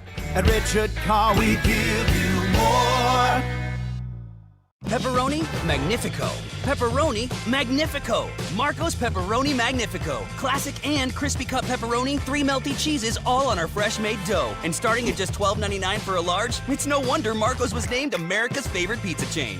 This 4 o'clock hour is brought to you by Stonewood Dental, your one-stop shop for your dental needs, specializing in teeth cleaning, fillings, crowns, sealants, root canals, IV sedation, extractions, implants, bridges, dentures, full mouth restorations, and bioaesthetic dentistry. Our priority is your comfort from the moment you walk through the front door. Stonewood Dental in Robinson, Texas. It's time for the Smoke Show on 365 Sports with Craig Smoke and David Smoke. We are awaiting Tim Brando from Fox Sports. He'll join us next at 5 o'clock. We're going to go over the over-under on wins among the 16 Big 12 football teams. We'll do that at 5. Craig Smoke, the NCAA Division I FBS Oversight Committee, has proposed a new college football transfer portal. It is going to be, or they are going to have to vote on this, to cut it from 15 days to 10 and start it after January 1st. Man, this thing has moved around so many times. Sometimes I don't even know who's coming or going. But the window now is 15 days that runs from January 2nd through the 16th. It will start, if in fact this is passed, on January 1st and run for 10 days. Yeah, I mean, I kind of feel like the transfer portal changes have jumped the shark. It's constant tinkering. I know you want to get it right, but as far as my level of interest in it, I don't care about. I do because it does matter. But the constant every year of like, should we change it? Should we move it? Should we shorten it? Should we do this or that? I don't know where it is now. Like I honestly, I just mentioned what it is, the 2nd through the 16th. But I agree with you because they also cut it to 1. and they have moved it around. It would be nice in life of college athletics, covering or playing or being a fan of it, if they could just go 1 year without any changes to anything. But like, this is still going on during the playoff. So no, that's exactly right. Yep. It's like, okay. I guess it would be after the quarterfinals. I guess if I was much deeper into the recruiting side of things, then I would probably care more about this specifically and the exact dates of it. I mean, I am when it comes to the transfer portal, and this is what we're talking about, very much into it. But yeah, I just think that it's moved around and there's been so many tinkerings with it that let me know when it's finalized. It's kind of like the college football playoff, right? And the expansion of we're talking about 24. We're really serious about 24. We're speaking a lot about it. We're meeting about it. And then you don't hear anything for like 2 months, and then it pops up again, and it will inevitably pop up again. And I'll just be kind of where I was of like, I think 12's fine. Let me know when it changes.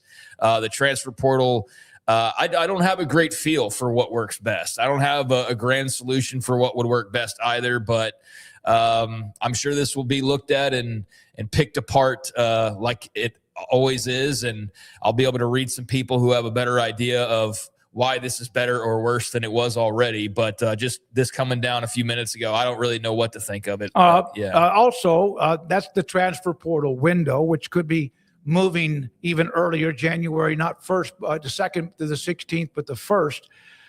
The Oversight Committee also proposed moving the start of the season back to what is currently week 0.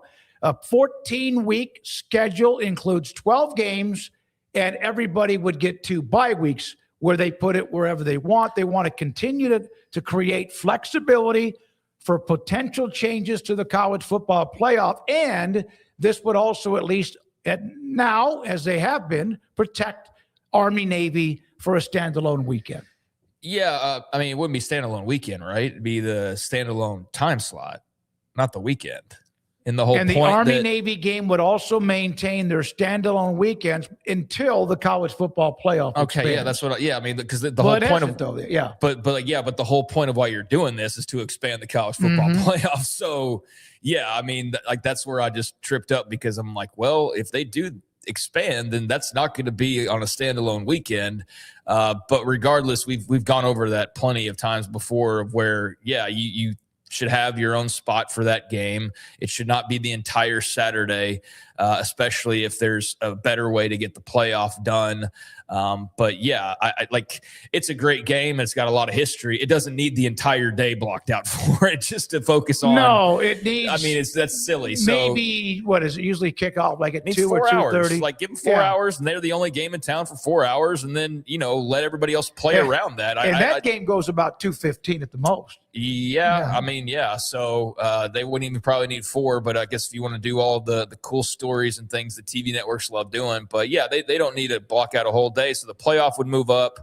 And I've seen some back and forth just over the last couple of years on why this is a good or not good idea, and that's the case with all of these proposed changes, right? Whether it's the transfer portal, whether it's the start of the season, whatever the case, the playoff format, you're going to get some that feel some way. And I think the thing I saw with the earlier season start would be the heat would be even more problematic for a lot of schools, especially in the South, to have to deal with, of like, you're really in the heat of the heart of the summer right there. And you're now playing a week earlier. So practices are starting earlier.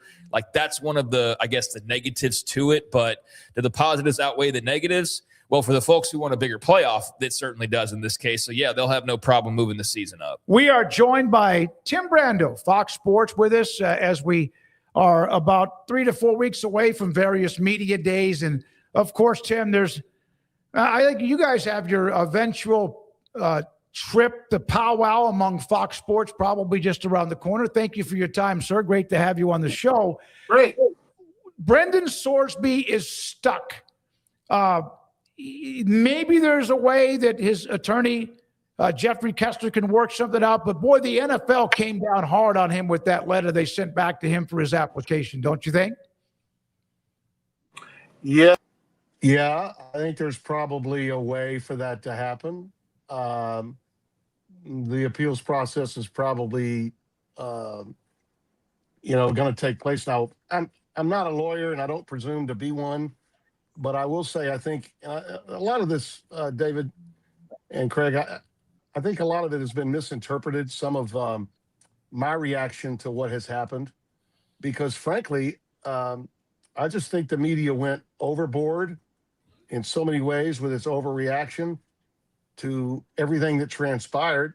And as a result, the pushback was such that it made Texas Tech look really bad, when in my opinion, they were doing what they felt they needed to do to protect not just their investment in Sorsby, but also protect their future with regard to the portal and just recruiting players in general. Like, you're one of our guys, we're behind you. We're going to do everything in our power to help you. I think that was genuinely what they were attempting to do. But their own PR staff, and when I say PR, I'm not talking about the sports information people that are there, because they're among some of the best I've dealt with in college athletics. But from a public relations standpoint, some of what they did in trying to combat the pushback only made it worse. And they made some mistakes in that area. When the Texas AG did what he did, that was the bottom line. That's when the only way you could empower somehow, some way, the NCAA over a local judge's injunction was to do what the Texas AG did. And that was really a mistake. I mean, it was. Bottom line to all of this is Sorsby now is paying a pretty stiff penalty. And whether the reaction to the penalty that he's paying, because the NFL's hard line on this, I don't know if you read the Wall Street Journal article yesterday, but I did, and it certainly makes sense to me in many, many ways. He is going to be, in it appears right now, unless something is done to change things, with a potential supplemental draft opportunity, which I know Kessler is an unbelievable lawyer, but I don't know that he can fix this. I just don't. He may take a hit for a year. Now, I'm sure he's going to get his money from Texas Tech. Hell, he might even be able to stay on campus and practice with him to stay in shape for a year. But he's going to be the guy that they point to as the billboard for why you don't bet on your own teams. And that may be something that he's got to deal with for at least another 12 months before he can go into a supplemental draft. I do think the NFL will eventually get him. I think he'll go for a good price, but just not right now. That's my view of it. Yeah, Tim, I think Texas Tech's heart was in the right place, and I could see where others point out the ulterior motives of, you invested a lot in this guy and you think he's good and you think he can help. But I do think, knowing Joey McGuire, there is that element of they were being genuine. And I do think now, if they are being genuine, well, he's got an entire year where he can hang out with you guys and work in the weight room and, be around it. Yeah. And I mean, when the TV people come in from time to time, I'm sure he'll be available. And maybe that's part of the process of putting yourself back together again. And I don't mean just athletically, I mean mentally, over what he's been through. The other thing you said, Joey McGuire, I think also Cody Campbell has taken a beating among some of the left-leaning media. And I don't know, and I said this the other day on Dan Dockich's show on Outkick, I am just amazed at how left-leaning the sports media continues to be, generally speaking. Now, I'm not talking, again, let me qualify this. Let me explain it, give you some context. I'm not talking about guys like Dellinger and Thamel and all of the others that are reporting on the inside, even Heather Dinich. These people are doing the best jobs that they can do, keeping up with everything that's going on as reporters. But those people that are in positions like yours or positions like Dan's, are the Jake Cranes of the world on On3. These a lot of people in those positions, the bloviators on ESPN and FS1 that are judge and jury, are absolutely spewing a liberal viewpoint and won't stop with it. And a number of columnists have gone in that direction too. Many of them have, and they know who they are. I'm not going to name names, but I do believe the people that are following college football on a regular basis have done a great job of just reporting on the Sorsby story, but the reactionists, those that are in positions to give opinions, have been almost 100% anti Texas Tech, anti Kid, anti Big 12 even, with regard to the way this thing played out. And many of those, by the way, are the same people that would tell you when giving opinions on the 12 versus 24 that Tony Petitti is nothing more than a TV charlatan that cares only about making money and has no history with college football whatsoever. And Greg Sankey does. Well, that's a joke. That's a complete lie. And I will name Pat Forty on that one. I mean, he was on Feinbaum's show and absolutely excoriated Tony Petitti by comparison to Greg Sankey.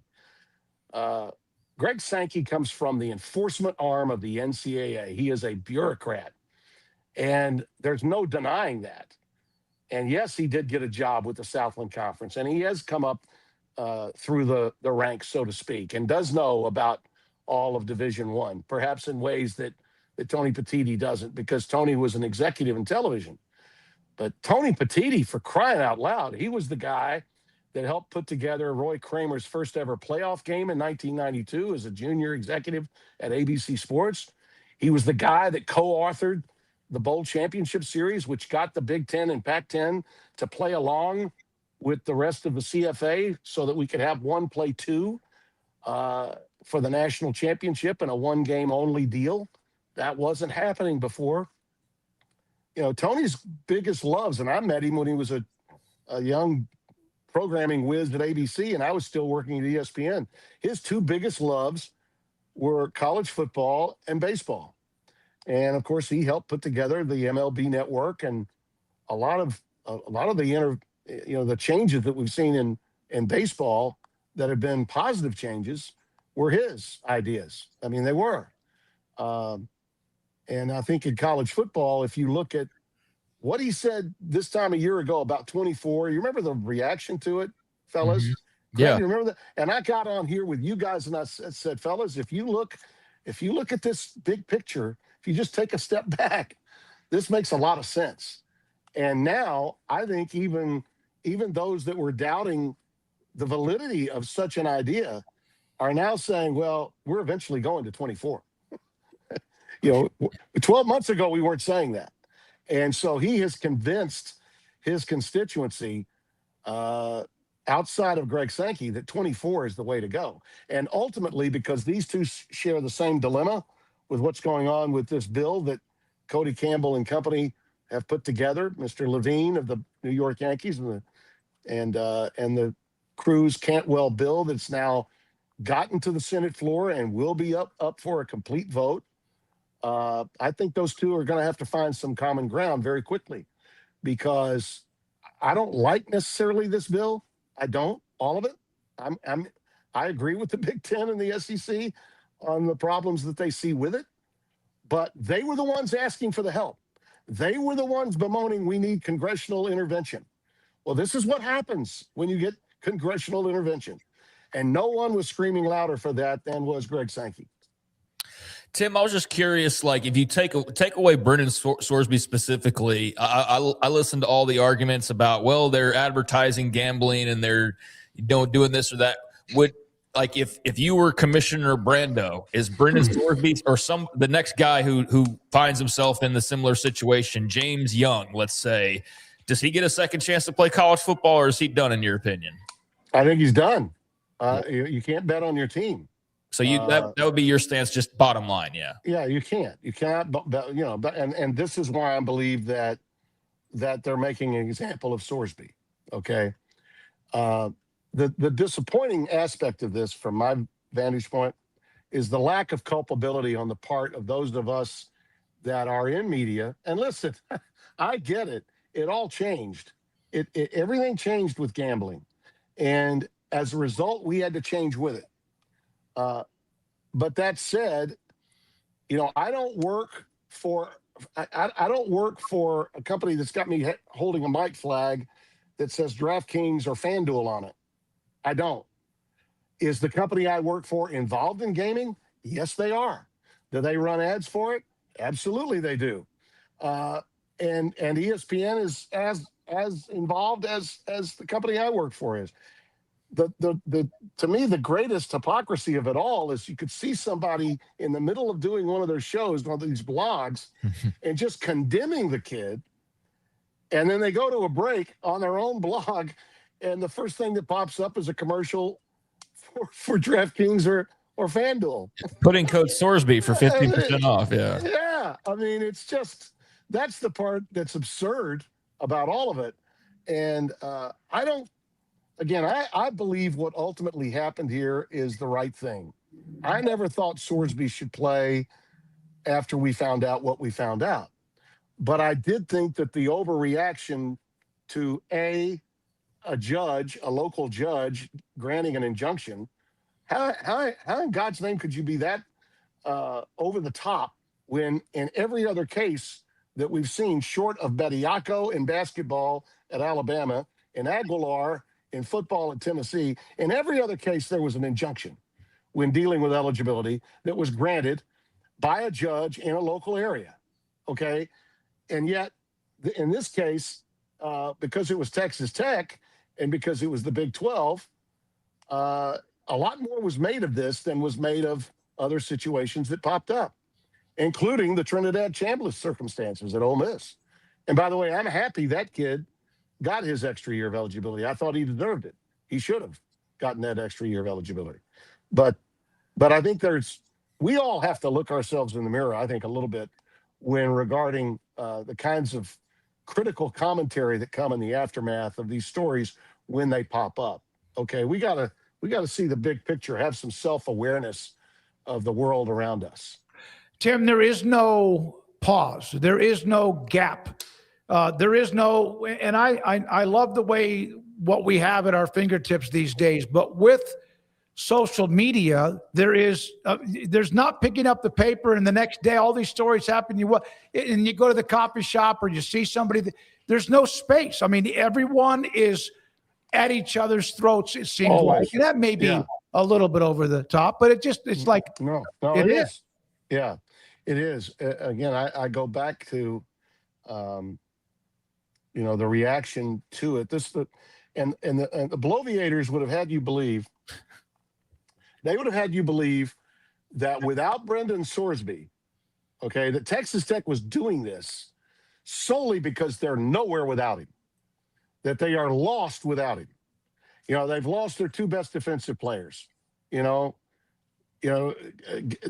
a defense that turned the ball over to their offense more than any other team in America, and a lot of that was due to Bailey and Rodriguez, who are NFL studs that are top draft picks, first and second round, that they're gone too. That Texas Tech is coming back to the rest of the pack. Did they not see the second half of the Utah game last year? All right. Will Hammond was playing the position of quarterback better than Baron Morton until he had his ACL tear in early November.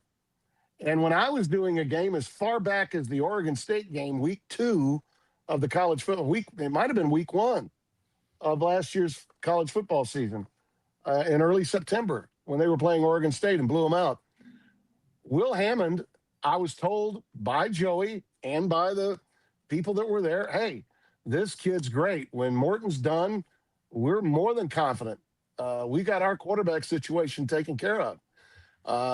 How much he plays this year, we don't know. But we've invested in him. He's got a 2-year, 7-figure deal right now. We got that thing taken care of before practice started this year. And I'm telling you, Brandon Sorsby is not even given a sniff. He's not even called if Hammond doesn't have a torn ACL. So don't tell me that without Sorsby, Texas Tech is screwed. As long as Sorsby's health is good by week 3 of the season when they play Houston on a Friday night and on my network at Fox, they should be good to go. Texas Tech is the prohibitive favorite in the conference. Now, BYU's a comer. And I think there are other teams that are going to have good seasons this year. But the distance between Texas Tech and everybody else in the Big 12 was pretty obvious last year. Do they come back a little? Maybe, particularly because of the losses on defense. Maybe BYU's defense can challenge Texas Tech's, but their offense can't. And their offense can't even. Will Hammond is a stud. He is a big-time talent. I realize it's an ACL, but I think he'll be back, and I think he'll be good to go. So the school knew that they needed to invest in quarterback. When they lost, obviously, the way they did to Oregon and got shut out, that was a new level for them to play in a game of that magnitude. People would have you believe that they had no shot that entire game. It was late third quarter. They were within 6 points. Their defense was playing their asses off. They lost that game because Baron Morton wasn't ready for that stage at that particular time. And they didn't have a ground game that was good enough to offset Baron's lack of efficiency in that particular game. But it wasn't like that game wasn't winnable late. I mean, it was winnable late for Texas Tech.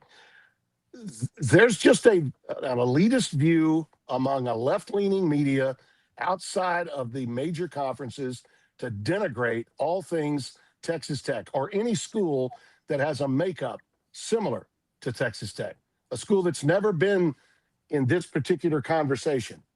They would just as soon not have them in it because of their lazy ass elitist view of what college football is, that if it's not SEC and not Big Ten, then it really doesn't matter. I'm sorry, fellas. Not in today's NIL and portal world. Did you not see what happened with Indiana? Now, I know they're a Big Ten team, but they were also the losingest program in Division I history. Their program was worse than Texas Tech, and yet they won the national championship. So we got a media out there. Those are the same people that said that Alabama was going to crush Indiana in the Rose Bowl. These people are living in yesteryear, and they're also politically trying to live in the George Floyd COVID era when the world around them has changed. Tim, you mentioned being if a that bothers you, I don't. If that bothers you, I don't care. No, I'm letting you go. I'm telling you, I'm sick and tired of the liberal media just coming down our throats over and over again every time we have issues that take place. And almost always, it's because Texas Tech and other schools that don't care the quote-unquote big-name stature, they don't want to follow them. And they want to say they're corrupt before they ever get started. Tim, on the political point, everybody's going to have their opinion. Some will agree and some will disagree. It's your opinion. We appreciate your time. We have our opinions too, and there are things that frustrate us as well. Craig, you were going to follow up with another question? Yeah, I mean, just when you mentioned Corvallis being there last year, I was wondering kind of what the mood was last year, just given where they were. And now knowing, too, the interesting thing about this Protect College Sports Act is that anti-expansion clause where it basically would pull the ladder up and also seemingly prevent much more realignment even in the bigger leagues. How feasible do you think that is? What kind of an appetite do you think the schools have for that kind of a restriction? Is that realistic at all in your mind? You know what, Craig? I think a lot of that's got to be changed. There's a lot wrong with this bill. And I think that hopefully, this is my hope. My hope is that Petiti and Sankey, I know they're talking. I hope that they're finding some common ground so they can get to the authors of the bill and get the necessary changes that are needed for this. But understand this. Cantwell came from the state of Washington. And, you know, her agenda was what happened to Washington State. And I get that. I understand that. But when Cruz was authoring this bill, many of the things that are in there that the Big Ten and the SEC don't like, and I don't like either, are things that deal with Congress dictating policy on rules. And those are things that Cruz has admitted publicly that he felt all along.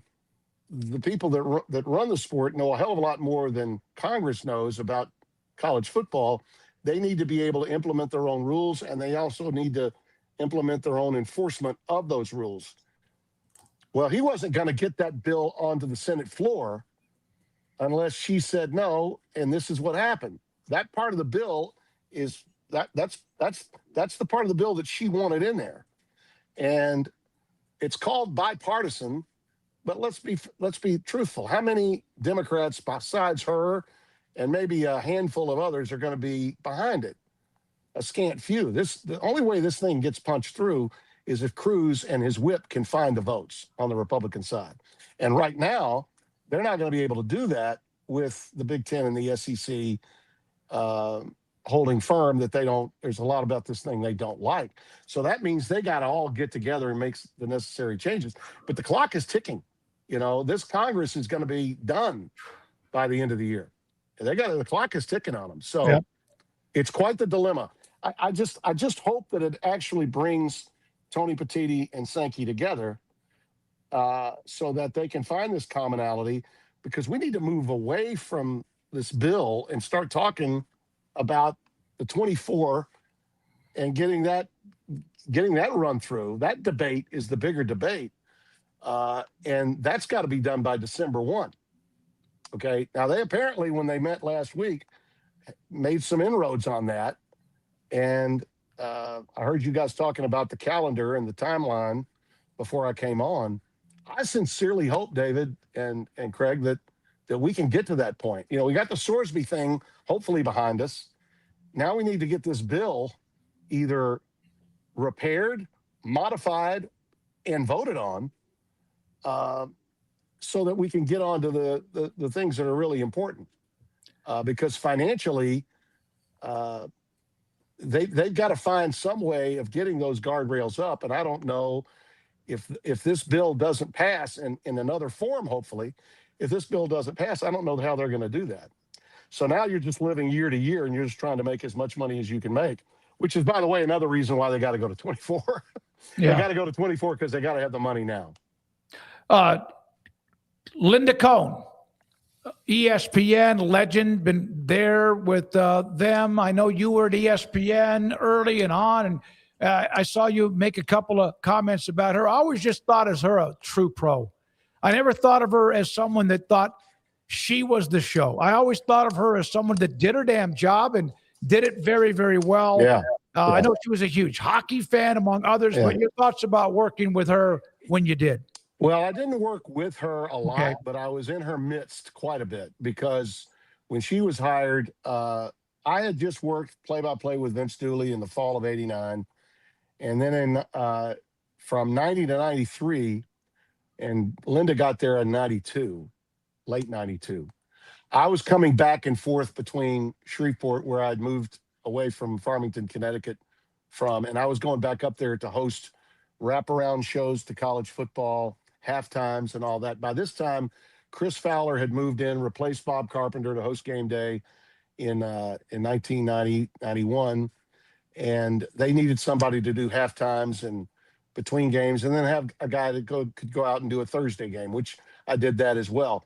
But I was now back in Louisiana, and I was not a part of the quote staff employees that did SportsCenter any longer. I stopped doing SportsCenter, but I was flying up there on the weekends, David, and so I was there, and all my friends that were working with her, whether it was Steve Levy or Charlie Steiner, who came, I think, at about that same time. These were all people that I knew really well. And so I met her, saw her in the workplace. I've since been on, since she moved out west, I've been on her blog from time to time and always enjoyed guesting with her. She came at a time when, the Oberman Dan Patrick thing had happened. John Walsh had taken SportsCenter over, so SportsCenter as a franchise was changing its look for the betterment, really. My class of the 80s, before Dan Patrick got there in '89, we were the meat and potatoes crew. The Nees, the Bermans, Bob Lee, Brando, Saunders, Gail Gardner, Sharon Smith, who was another female that I think gets overlooked by a lot of people. We were sort of a meat and potatoes sports crowd, okay? We weren't trying to be cute. We weren't trying to outwit or outright one another. And I think when they started the Oberman Patrick thing, it became more about how well can you write sports for television. and your wit and your ability to ad lib became, I think, very, very important. Wasn't as important when I started out, although I wish it had been, because I like to ad lib a lot more than write. But what writing skills I do have today that I can utilize from time to time when I'm broadcasting a game, I learned from my time at SportsCenter. I got a lot out of that period to be around those people that did that. She never had a regular partner like some of the other guys, like Rich Eisen with Stuart Scott a lot. Dan and Keith were together. Even in the 80s, it was John Saunders and me and Chris Berman and Gail Gardner. They did try to team people up. They never really did that with her, which I thought put her in a difficult position. She had to adjust to all the different people that were with her, and she always made it work. She always made it fit like a glove. I don't know if the SportsCenter thing is being downsized, and this is part of that, or if she did this solely on her own. But in any case, her mark was left, and she can still make I think, a tremendous mark moving forward without SportsCenter. The world, the digital world has changed everything, David. And if you think back of all the other SportsCenter people that have either been asked to leave or retired, whether it's John Anderson, there's a few others besides John, Stan from Stan Verrett, who was out in California, did a lot of work with. He's from Louisiana. He's a New Orleans boy, and so many others that you know who I'm talking about. These guys have been farmed out, and the reason they've been farmed out is because SportsCenter, short of the Van Pelt show, is now limited in what it can achieve because people are getting their scores and their highlights from other places. So they're having to live with that and at the same time try to keep the brand itself of SportsCenter around. She was very much a part of that. And my memories of her were nothing but professional and of the highest regard. And but at the same time, I will say she's credited, as was Robin Roberts credited, for being really good and setting a bar for women in sports. And I don't think we pay enough attention to Gail Gardner's impact or Kerry Ross's impact or Sharon Stone's impact. Even I'll go back even further. Before I got there, Leandra Riley was a marvelous sportscaster that a lot of people have forgotten about, that was blazing a trail at a time when they really were in the minority. I mean, by the time Linda got there, more women had been hired and were going to be hired in the future. But she left a tremendous mark. And her skill at writing, her knowledge of not just the sports that she cared about, but all sports, was dynamic. And you couldn't do SportsCenter in those days unless you had a working concept of all of the sports that you were covering. I don't know if that's true today, but it certainly was true then. Tim, thank you very much. Tim Brando, Fox Sports with us. Enjoy your summer. We'll be in touch again soon. Tim with us about once or twice a month, and then in football season, I'll bother the hell out of him and get him as a part of the show. I promise not to go too out there on the left-leaning stuff, but boy, it's been bothering me a lot lately. Yeah, the chat room has been awfully busy today. Thank you for your time. Thank you so much. Bet. Tim Brando with us, Fox Sports on 365 Sports. And I've been watching, following what's some of you think that it got too far out of what sports opinions and whatever, and everybody has. I feel like that was some built up frustrations boiling over. Like, I think maybe other things in mind along with these things as well. Maybe swimming in that pool too much, like where you just, everything you think about is like related to that. So I know when I follow politics, I keep myself informed as a citizen should. But I also know that I see very clearly why and how so many people slip down a slope where it's like it consumes them. You know what I mean? And then that can affect like just your overall kind of way of thinking about everything. So, I think there's probably a lot on Timmy B's mind there. And Didn't know where he was going for a second or a couple of times there, but appreciate him giving us his time and his thoughts and his opinions as always, and always thankful for that. But yeah, I can see where some of the folks are coming from. All right, let's go to a couple of super chats. I want to say one thing though on Linda Cohn. Yeah. When I think of her, I can never forget this. This is the only thing I think of, but she was. So when Dan Patrick was doing ESPN radio back in the day, and it was the best sports talk show in America, and I think some people probably still feel that way about his Dan podcast Patrick. is amazing. Yeah. But like when it was, to me, like the gold standard was him in middays on ESPN radio around lunchtime, and even there for a stretch with him and Rob Dibble was pretty great chemistry. And I think they probably changed up a little bit, but I just will never forget. I was like in college maybe. And I was already listening to sports radio a good bit then. And I'm driving around at lunchtime, and she's filling in for Dan Patrick. Linda Cohn is filling in for Dan Patrick. And at first, I didn't recognize who it was because she was speaking with, if you're not accustomed to it, you're especially a boy from Texas, the most obnoxious sounding East Coast New Yorker kind of like accent that – it was like, who is this talking? And she kept saying Linda Cohn. I was like, that's not Linda Cohn. That's not how Linda Cohn sounds. I've seen her on SportsCenter for like 10, 15 years. Linda Cohn doesn't sound like she should be doing color for the Yankees game. Like she's not that East Coast. And she just kept talking. And it was so clearly I was not alone because even back then without Twitter and all that, there were enough people that I guess were calling or whatever avenues they had back then. Maybe they were calling her in between breaks or something, but she like addressed it on the show. It's like, I've been getting, and I don't even want to do the impression, but just very East Coast New York lady. And she went on to explain, I remember this vividly, of this is her real voice. She's on the radio and she's talking for 3 hours. So she's going to do her real voice. And I was like, what? Like, so you on TV, that's a fake voice all these years? Is like a cleaned up version of your actual voice. And I know I wasn't alone again, because like I said, she had to address it ultimately, but I'll never forget that. I'll never forget being like, wait a second.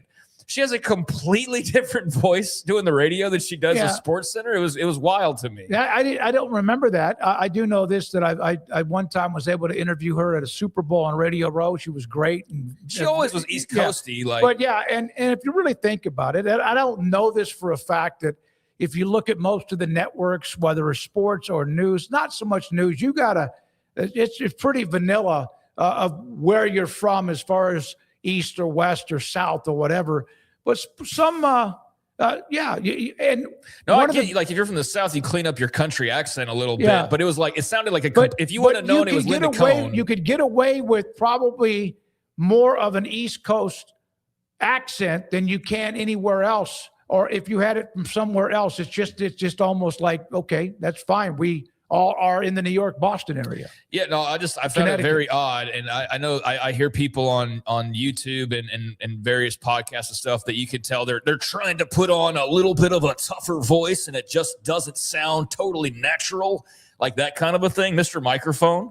And some like, yeah, you get on here and I'm not talking like this, but this is pretty much my natural voice. Like I'm not adding, I'm maybe talking a little bit louder, but hers was like, if you wouldn't have said this is Linda Cohn, you would not have had any idea that it was Linda Cohn hosting the Dan Patrick Show that day. It was wild to me, but she's great at what she does. And that's just my memory of her, unfortunately, along with all the other SportsCenter stuff over the years. That's immediately where my brain goes when I hear the name Linda Cohn now, is that Dan Patrick fill-in in 2003 or whenever it would have been. She you could tell. And that's interesting. You remember her for that.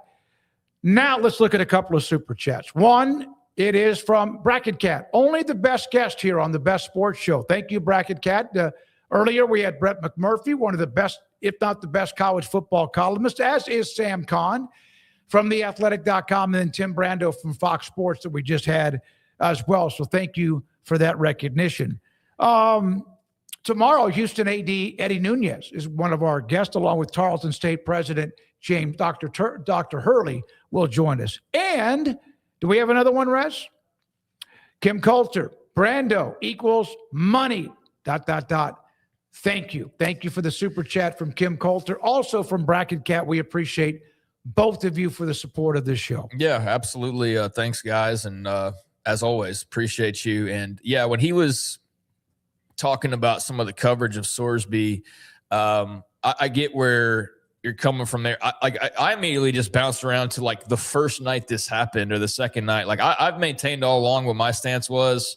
Wish him well. Don't think he should be able to play. That's it. Like it's not much more complicated than that, just based on the evidence that we had. And I didn't budge off of that. But you did see this get into like where people tried to use this to make other points. And I remember vividly, and no surprise it emanated from Austin. I'm not anti-Longhorn, but sometimes their media feels like they're the police of the rest of the world. And immediately that first night, I saw a couple of UT writers who were like, why hasn't Brett Yormark said anything? Feinbaum was another one. Feinbaum's account's like, why hasn't Brett Yormark said anything? It's like, well, look at how that worked out, huh? He could have jumped out and said something and put his foot in his mouth, or he could do, I don't know, the smart, logical thing and not pander to Twitter and let the process play out. And guess what happened? He let the process play out, and Tex said, here you go. Here's your exit ramp. Here's the off ramp, because Ken Paxton's about to start talking and ruin this whole thing for us. So, yeah, I do think there was some media sentiment of like, well, the Big 12's not done enough. It's been 2 days. Like, what do you want them to kick them out of the league? And you would have asked, some people probably would have said, yeah, like, which is ridiculous. So I do think there was a lot of interesting parts about the story. It does feel like now with the NFL's ruling, like we can pretty much put it to bed, although I'm sure it will linger to some degree. And obviously it's going to follow Tech's narrative this year, whatever that looks like, whether they get great quarterback play or especially if they get poor quarterback play. I think Will Hammond's going to be just fine once he gets available. But yeah, there was definitely some, I think, media overreaction to certain parts of that whole saga, but it's the usual suspects and it's the usual motivations. It's not always just an opinion that's a healthy, just like, this is my opinion. It's like, oh, well, you've got to banish them. You've got to set them on fire. You've got to not allow them to play football anymore. And that's just ridiculous. Get off your high horse. Yeah. All right. So that was interesting. And the chat room is going back and forth. By the way, we appreciate your time. There's a couple of comments in there that went across the line, not with your political take. You could have that opinion. You can't use certain words. It's not good for us. It's not good for YouTube, and it's not good for you if you want to continue to be a part of the chat room with us. You just can't go cross the line with some of the words. Was it George Carlin that had the one comedy? You can't use certain words, so I'm just letting you know. And I let you know, and I was very, very patient about it, so be careful. I know you apologize. Another great pop culture reference from you. George Carlin with the 7 dirty words. The 9, is it 7 or 9? Seven dirty words. You want to know them? Yes. Oh, no, I don't, because I understand. I know what they are. I know we could say them on YouTube, but I just don't want it in the chat room. And at times you and we have gotten to a point where we just said something we probably I don't think. Yeah, you're foul mouth. I think I've definitely not said maybe the S word. That's it. None of the other. Yeah. Do you know? Okay, first of all, you don't know what the 7 are. I know what probably 3 or 4. Well, then if you know what they are, then you know I for sure have I've definitely said the S one a couple of times. But the rest of them, you have. You not. did it earlier today, but the other one, no, there's certain you just don't do it. Yeah, okay. All right. So, hi. Rez, let's take a break, and then we're going to come back with the over-unders on one of the outlets. It's Bet MGM, the over-under on wins within the Big 12 as we come up to 20. Sorsby is 26. wrong. Here's the casino's odds on next season. I've lost him. Finally, it's happening. No, here we go. Back with that. Thank you for your time. This is the Smoke Show. Craig and David, Smoke on 365 Sports. Marco's Pizza. Pizza lovers get it. Marco's Pizza with 5 locations here in Waco. Fastest growing pizza brand in America. And Marco's Pizza, not just what they do when it comes to a pie, a pie, which is a pizza lingo for pizza. The Magnifico, Italian sausage and pepperoni. You have the pie, whether it's thin crust or thick crust or whatever crust, just packed with pepperoni and Italian sausage. That's the one that I like to get. Not too big because I just like the thin crust. It just, to me, that's my style. They also have whatever you want, whether it's just a plain cheese or whatever has the vegetables like onions and bell peppers or olives and tomatoes, if you want to put that on there too. But chicken, wings, great for any kind of sporting event or just because you're hungry. And then sandwiches, salads, and more. And they have soft drinks. You can order those too. Bob Mock, the local owner, 5 locations in the Waco area, and the fastest growing pizza brand in America. Marcos.com. Marcos Pizza. Pizza lovers get it. Petty Clinic Men's Healthcare in Woodway is now proud to offer you men an exceptional weight management body sculpting product called semaglutide, also known as Ozempic or Wegovy. Semaglutide is an FDA-approved weight management medication. Once-a-week injections of this powerful medication offers an average body fat weight loss of 20% within the first year of treatment. In addition to body sculpting, semaglutide also normalizes blood sugars and has the clinical research proof of reducing blood pressure, cholesterol, stroke, and heart attack risk. If you're like most men and you have stubborn fat that will just not respond to typical diets and exercise, then help is finally here. Semaglutide. Affordable, highly effective. Google search Petty Clinic Waco and reach out to the Petty Clinic team today for a free consultation with Dr. Petty to see if semaglutide is right for you. Go to pettycliniclowt.com.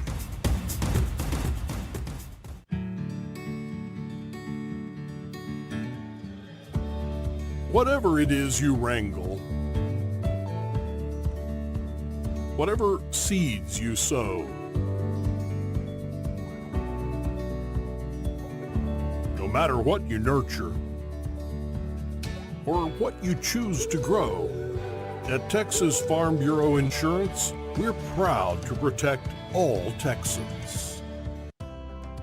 When you play hard, sometimes you fall hard. Sports injuries require special treatment. At Southwest Sports Medicine and Orthopedics, our team of expert doctors provides athletes and active adults with comprehensive sports medicine care, diagnostics.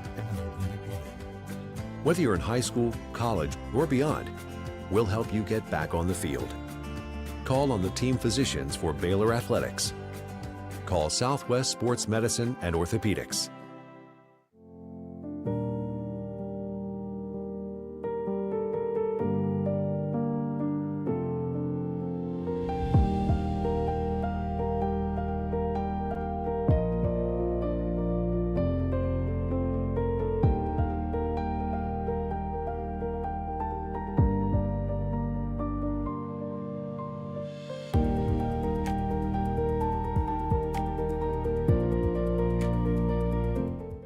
I pitched in the major leagues for 24 years, and let me tell you, I can feel it in my joints. Shoulders, elbows, and knees. Trust me, pain doesn't retire when you do. I tried everything to get rid of the pain. Nothing worked until QC Kinetics. Baseball legend Roger Clemens and other patients are getting lasting relief with QC Kinetics regenerative treatments. No surgery. I trust QC Kinetics. You should too. Let's commit to getting rid of all the pain. Schedule your free consultation today. QC Kinetics. Better starts here. From the TFNB Your Bank for Life studio. Now, it's time for the SMOAK Show. Presented by IdealMRI.com. Premium quality MRIs, convenient, affordable. That's ideal. And by Texas Farm Bureau Insurance. We are Texas Farm Bureau Insurance, your insurance provider built by Texans for Texans. And we've been protecting families in our great state since 1952. TFNB, your bank for life, serving Central Texans since 1889. It's time for the SMOAK Show on 365 Sports with David Smoke and Craig Smoke. One of the other notes today that this is cool, on the NCAA Division I cabinet, this met yesterday on some of the transfer portal window, the calendar. Meeting now has approved a measure permitting teams transitioning from FCS to FBS North Dakota State, Sacramento State this year to be immediately eligible for postseason competition, assuming they meet all FBS requirements. Okay, I was wondering where you're going with like more of this proposed this, that, or the other stuff that we get that is necessary, but just not necessarily always the most interesting thing in the world. But yeah, I mean, they're clearly going over a lot of things. The transfer portal dates again, which I'm just kind of, I know there's ways to keep improving doing things. So yeah, keep messing with it till it gets just right. But I think, with that in particular, it makes a lot of sense. Go over that one more time. NCAA, has approved a measure permitting teams transitioning from FCS to FBS, North Dakota State and Sacramento State this year, to be immediately eligible for postseason competition, assuming they meet all FBS requirements. We have Dr. Hurley on tomorrow from Tarleton State. There was a transition for them, and there have been transitions for other schools that have moved up the ladder from FCS to FBS along the way.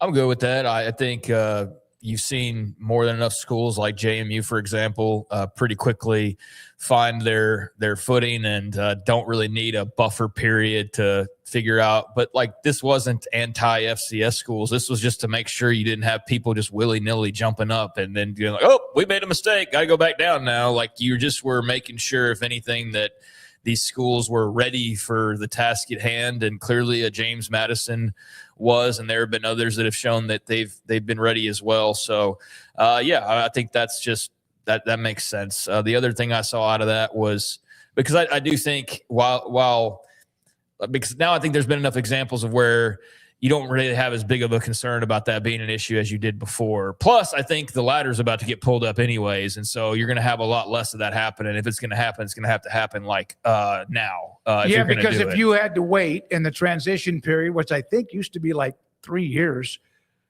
you would, if you with the college football expansion and all the way things are maybe separated or not, you get your first foot on the ladder, and then all of a sudden you're gone. Like, well, you said. the protect thing that we were talking about with Brando that I brought up was specifically says that you can't jump up into a power conference. So if you're Memphis, who's been dangling there trying to get to that point, or a team like that that didn't jump on the Pac-12 train, then yeah, I don't think you have as many options moving forward as you once did. So I think that's why we're seeing some programs make that jump here recently. And you better do it soon if you're going to do it. But I don't know how many are feasible that haven't already done that. But yeah, let them play bowl games if they're good enough to win 6 games right out of the gates. Then yeah, they've earned a spot in the postseason.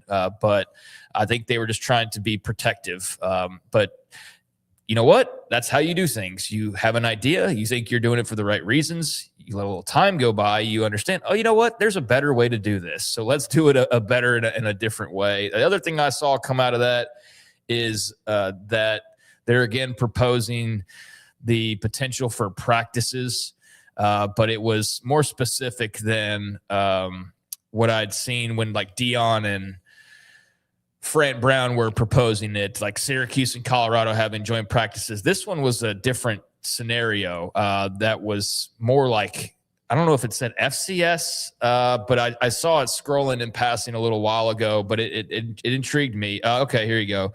FCS programs would be able to engage in a joint practice with another 4-year institution during the spring term. That's a proposal. The notification of transfer period in January.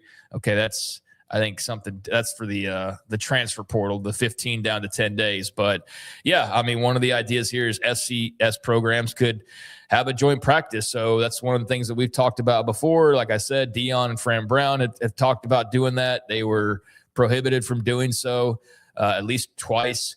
But now you could have name an FCS program, schedule some joint practices with Texas A&M or whatever, and that's cool. I mean, that's definitely something new. It's been talked about. That's something I've discussed so many times. I don't know how the attrition will be for that. Like, I mean, what are we talking about here? I think some of that could be could be a bit problematic when you're dealing with like an Ohio State versus some random team out of the Big Sky or something. I think those Montana schools are tough, but and obviously you wouldn't be doing probably like full pads and Oklahoma drills and all that, but just the ability to see a different team, I think that's an idea that has some merit to it. So I wouldn't be opposed to that at all. I have been saying this for 15 years since I actually started covering Division I football, FBS football, whatever you want to call it. Why don't you do, and I know they do it in high school, for example, sometimes there's a 3-team scrimmage. You might have 3 different high schools. They could be one of the larger schools, somebody close, or someone just very, very talented and wants to be pushed. I wondered about that. And a couple of different college coaches, when I brought that up, they're like, that's not a bad idea, but there was no room to put it. And now maybe that is about to change. All right. We're not going to get, I'll just mention these stories. We don't need to put them up, Rez, because I know we're getting up against the wheel. I assume we're not doing Big 12 over under wins. Shit, I didn't say it. You just said it. You said one of the 7 dirty words. I just talk about this. George Carlin over here. Let's start and let's hold it off. God, we'll never get to it. Are we going to do it in 5 minutes, 16 teams? Well, why do we have to do it in 5 minutes? Because we're up against the wheel. I think it's dumb to burn content. Are they all on the same page, Rez? Don't put them up. Are they all okay? Dang it. I mean, I don't know why we would sacrifice just to fill 5 minutes when we could have 20 minutes easily on this tomorrow. Yeah. That's not really. All right. That's not really a real hard question there. We could do 20 minutes on this tomorrow, or we can try to squeeze it in for the sake of checking it off of a list that no one cares about. Let's do it tomorrow. Yeah, we'll do it tomorrow. Okay. So what were some of the other stories? One other note from Brett McMurphy. The Big Ten announced the players that will be at Big Ten Media Days in July. 12 of the 18 schools are bringing their starting quarterback. Only one school is not bringing a skill position player, not just the quarterback, a skill position player. Who do you think that is? Indiana. Defending champion Indiana, must be a bunch of linemen, linebackers, whatever. 12 of the 18 are bringing their quarterback. Only one school is not bringing a skill position player. Defending national champion Indiana. I mean, the list is out there. Let's see who they're bringing. Linebacker, O-line, and that's it. Isaiah Jones, linebacker, a couple O-linemen, Carter Smith and Tyreek Tucker, and then Kurt Cignetti obviously will be there as well. It looks like pretty much every team's got 3 guys.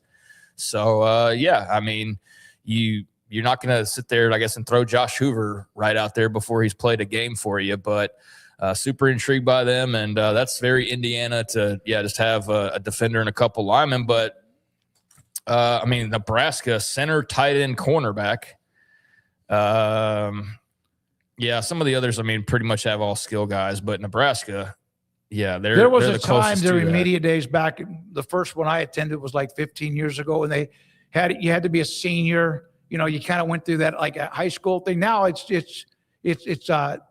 like that one year we had such a great run with Bijan Robinson among others. It was just Dylan Gabriel, but everybody tweets his own. Indiana and Kurt Cignetti.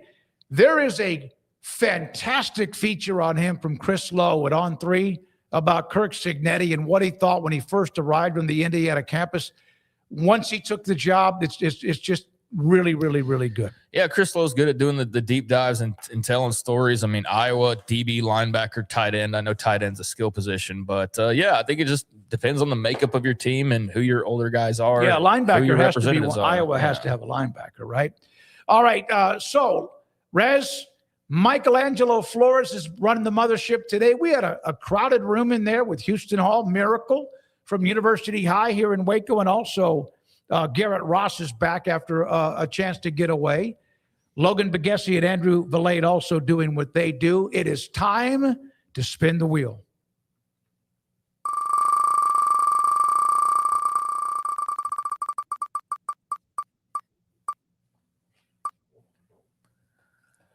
All right. Subway has 16,000 locations across America, making it the largest fast food chain. Are you a fan of Subway, or would you pass on it for something else? All right. Let me answer this first. Back when I weighed 282 pounds and I tried to start becoming a little bit fit, I ate Subway for lunch for like a year straight.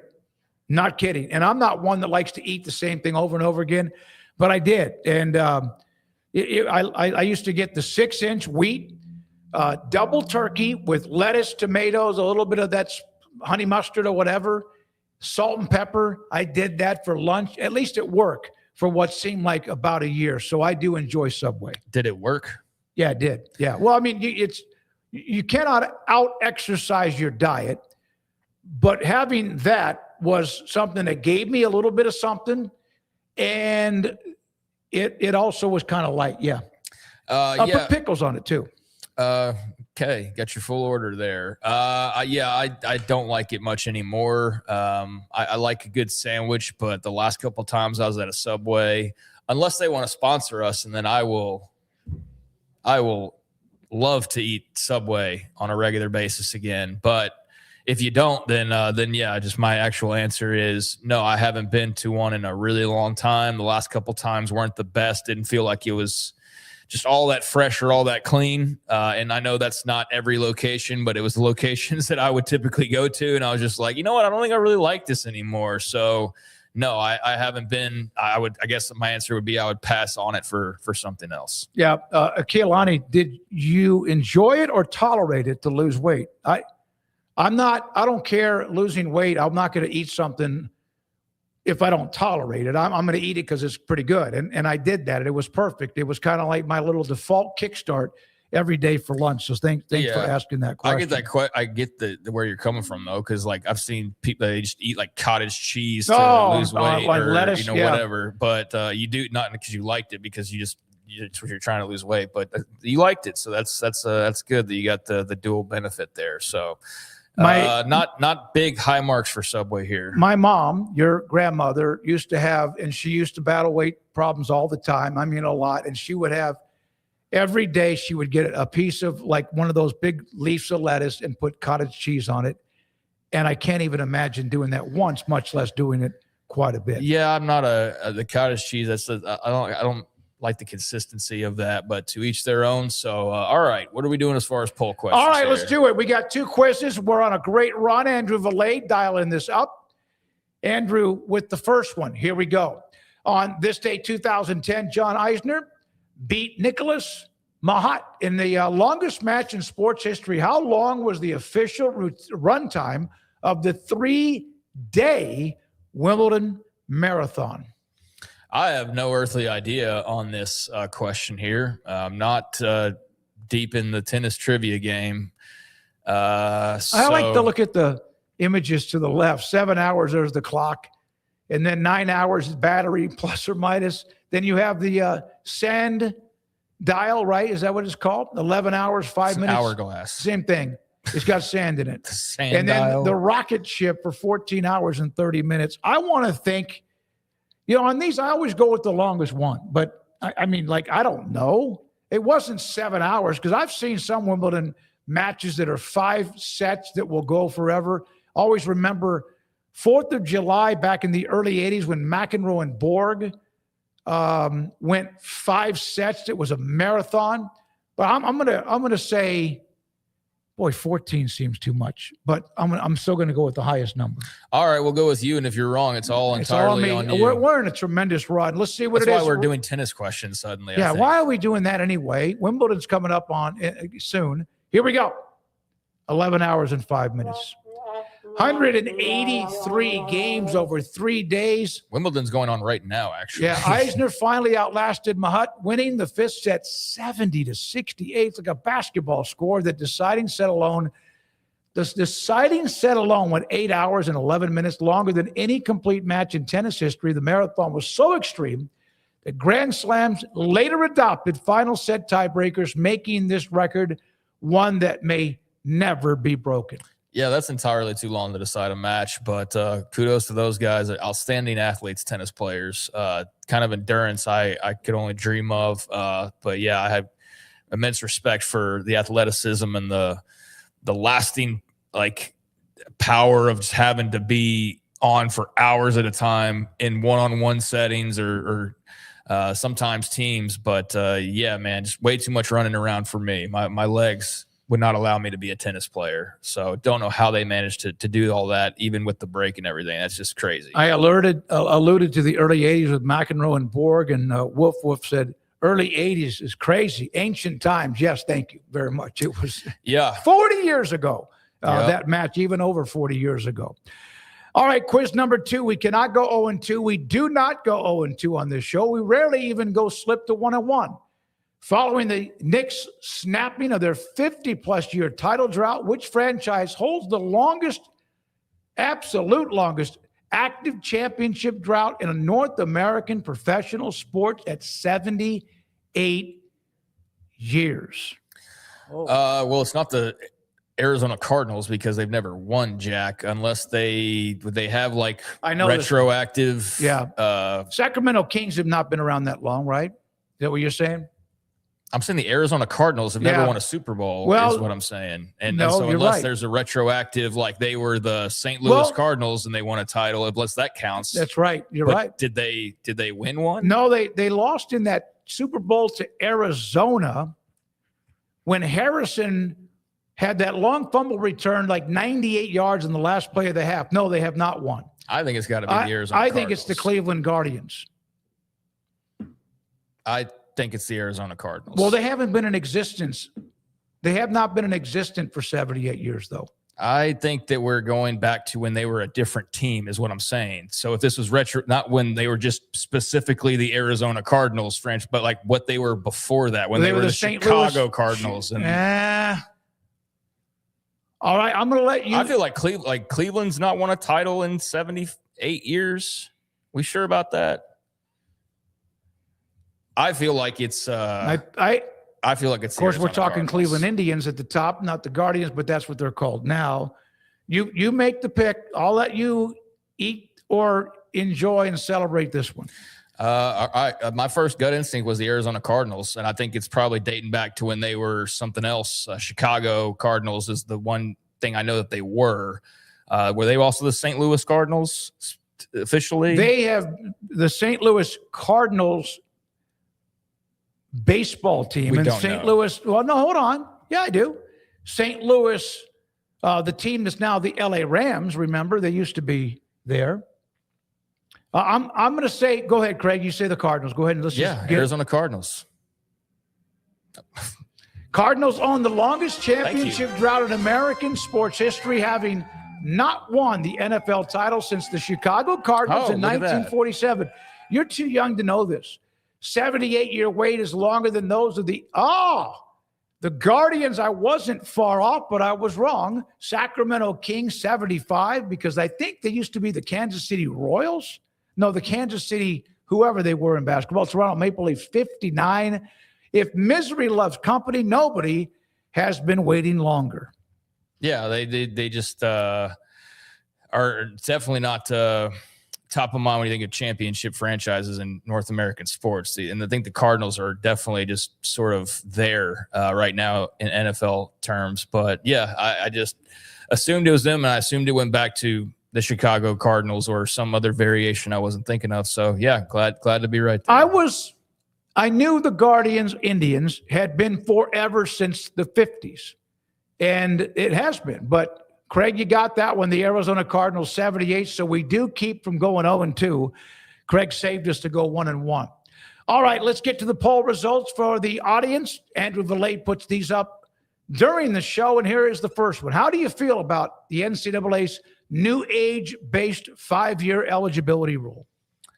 I mean, I love it. Simpler is better. I definitely am in agreement with that. I mean, it was convoluted and crazy because of COVID as much as anything else, but I'm all for just knowing when guys are going to be graduating and finally leaving, or like, do you remember not long ago, we were in a period where people, and it was just Tim on Twitter or Barry on Facebook or whatever. It's just everybody's got a thought, and there's going to be different thoughts. But like, really, there was an argument there like 2 or 3 months ago, and I forget like the basis for it, of where people were actually trying to justify, like, I think it was like Diego Pavia going back to that. Like, why can't guys be there for like the entire careers? Like what? Like, because it would suck. to have college football teams with permanent rosters. The whole fun of it is that it turns over every single year, for better or worse, and that's part of the roller coaster of it. But it was the Pavia thing, I think, is what it was. Like, well, what if he just stayed and was always Vanderbilt's quarterback? It'd be awful. Are you kidding me?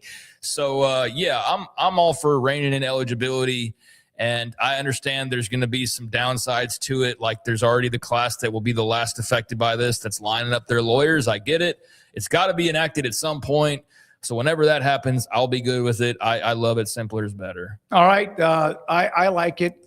I hope it sticks, and I hope people understand why it is a good thing. But again, legally, I'm not sure what's going to happen there. All right, so 81%. How many regular season wins for Oklahoma State, and how many will they get this year in 2026? 7 wins. 7, 8. I think that's in the ballpark. I actually had them. You can check out the video. I have them making a bowl game, but not by much. And so I will stick with that. And I'm trying to think of I'm just not giving them the benefit of the doubt across the board. So in looking at some of their games that I picked, Oregon's week 2. So that's going to be very interesting. But I did not give them a lot of benefit of the doubt on their road games. They've got to go to Morgantown, Houston, Ames, Manhattan, and Tempe, which is not necessarily a murderer's row, but that is going to be a lot of road challenges with teams that you're probably like a coin flip against. So if they can go win a bunch on the road, they should be pretty salty, and they should definitely get to like 7 wins. But that'll be the key to me, because I think the home schedule is very favorable. Murray State, besides Oregon at least, Oregon's not favorable, but Murray State, UCF, Colorado, Texas Tech is not favorable, but Kansas. So you could win a few of those games. So I'm like in the 6-7 range with them. All right, I would have said 7. I do think that they will be bowl eligible, but you never know, even with all the talent that they've brought with Eric Morris and others that they've brought in. I do think there'll be a bowl team. I just, as you said, not sure if it's for 6 and 6 or 7 and 5. Now let's go to the next one. That's it. I know, but Andrew said this week he was doing 3 every day. No, he didn't. I think the chat room has just fried my damn brain, and so we appreciate that. All right, we're done. Rez, thank you also for running the mothership. And thank you to our sponsors. We'll be back again tomorrow. As I said, Houston AD Eddie Nunez and Tarleton State President Dr. James Hurley will be a part of our guest list. For Craig Smoke, I'm David Smoke. Thank you for watching The Smoke Show on 365 Sports. Good night. It's time to compete against yourself, finding too many excuses not to work out combined with bad eating habits, and Waco Regional Tennis and Fitness can help reach inside your competitive soul. Discipline, getting results you've only dreamed about, personal training, group exercise classes, and even a tanning bed, world-class tennis facility, and pickleball courts and lessons available. Waco Regional Tennis and Fitness, spacious, clean workout rooms, free weights, state-of-the-art technology, weight training equipment, and no intimidation. It's time for you to react today, not tomorrow, at Waco Regional Tennis and Fitness on Lakeshore Drive in Waco.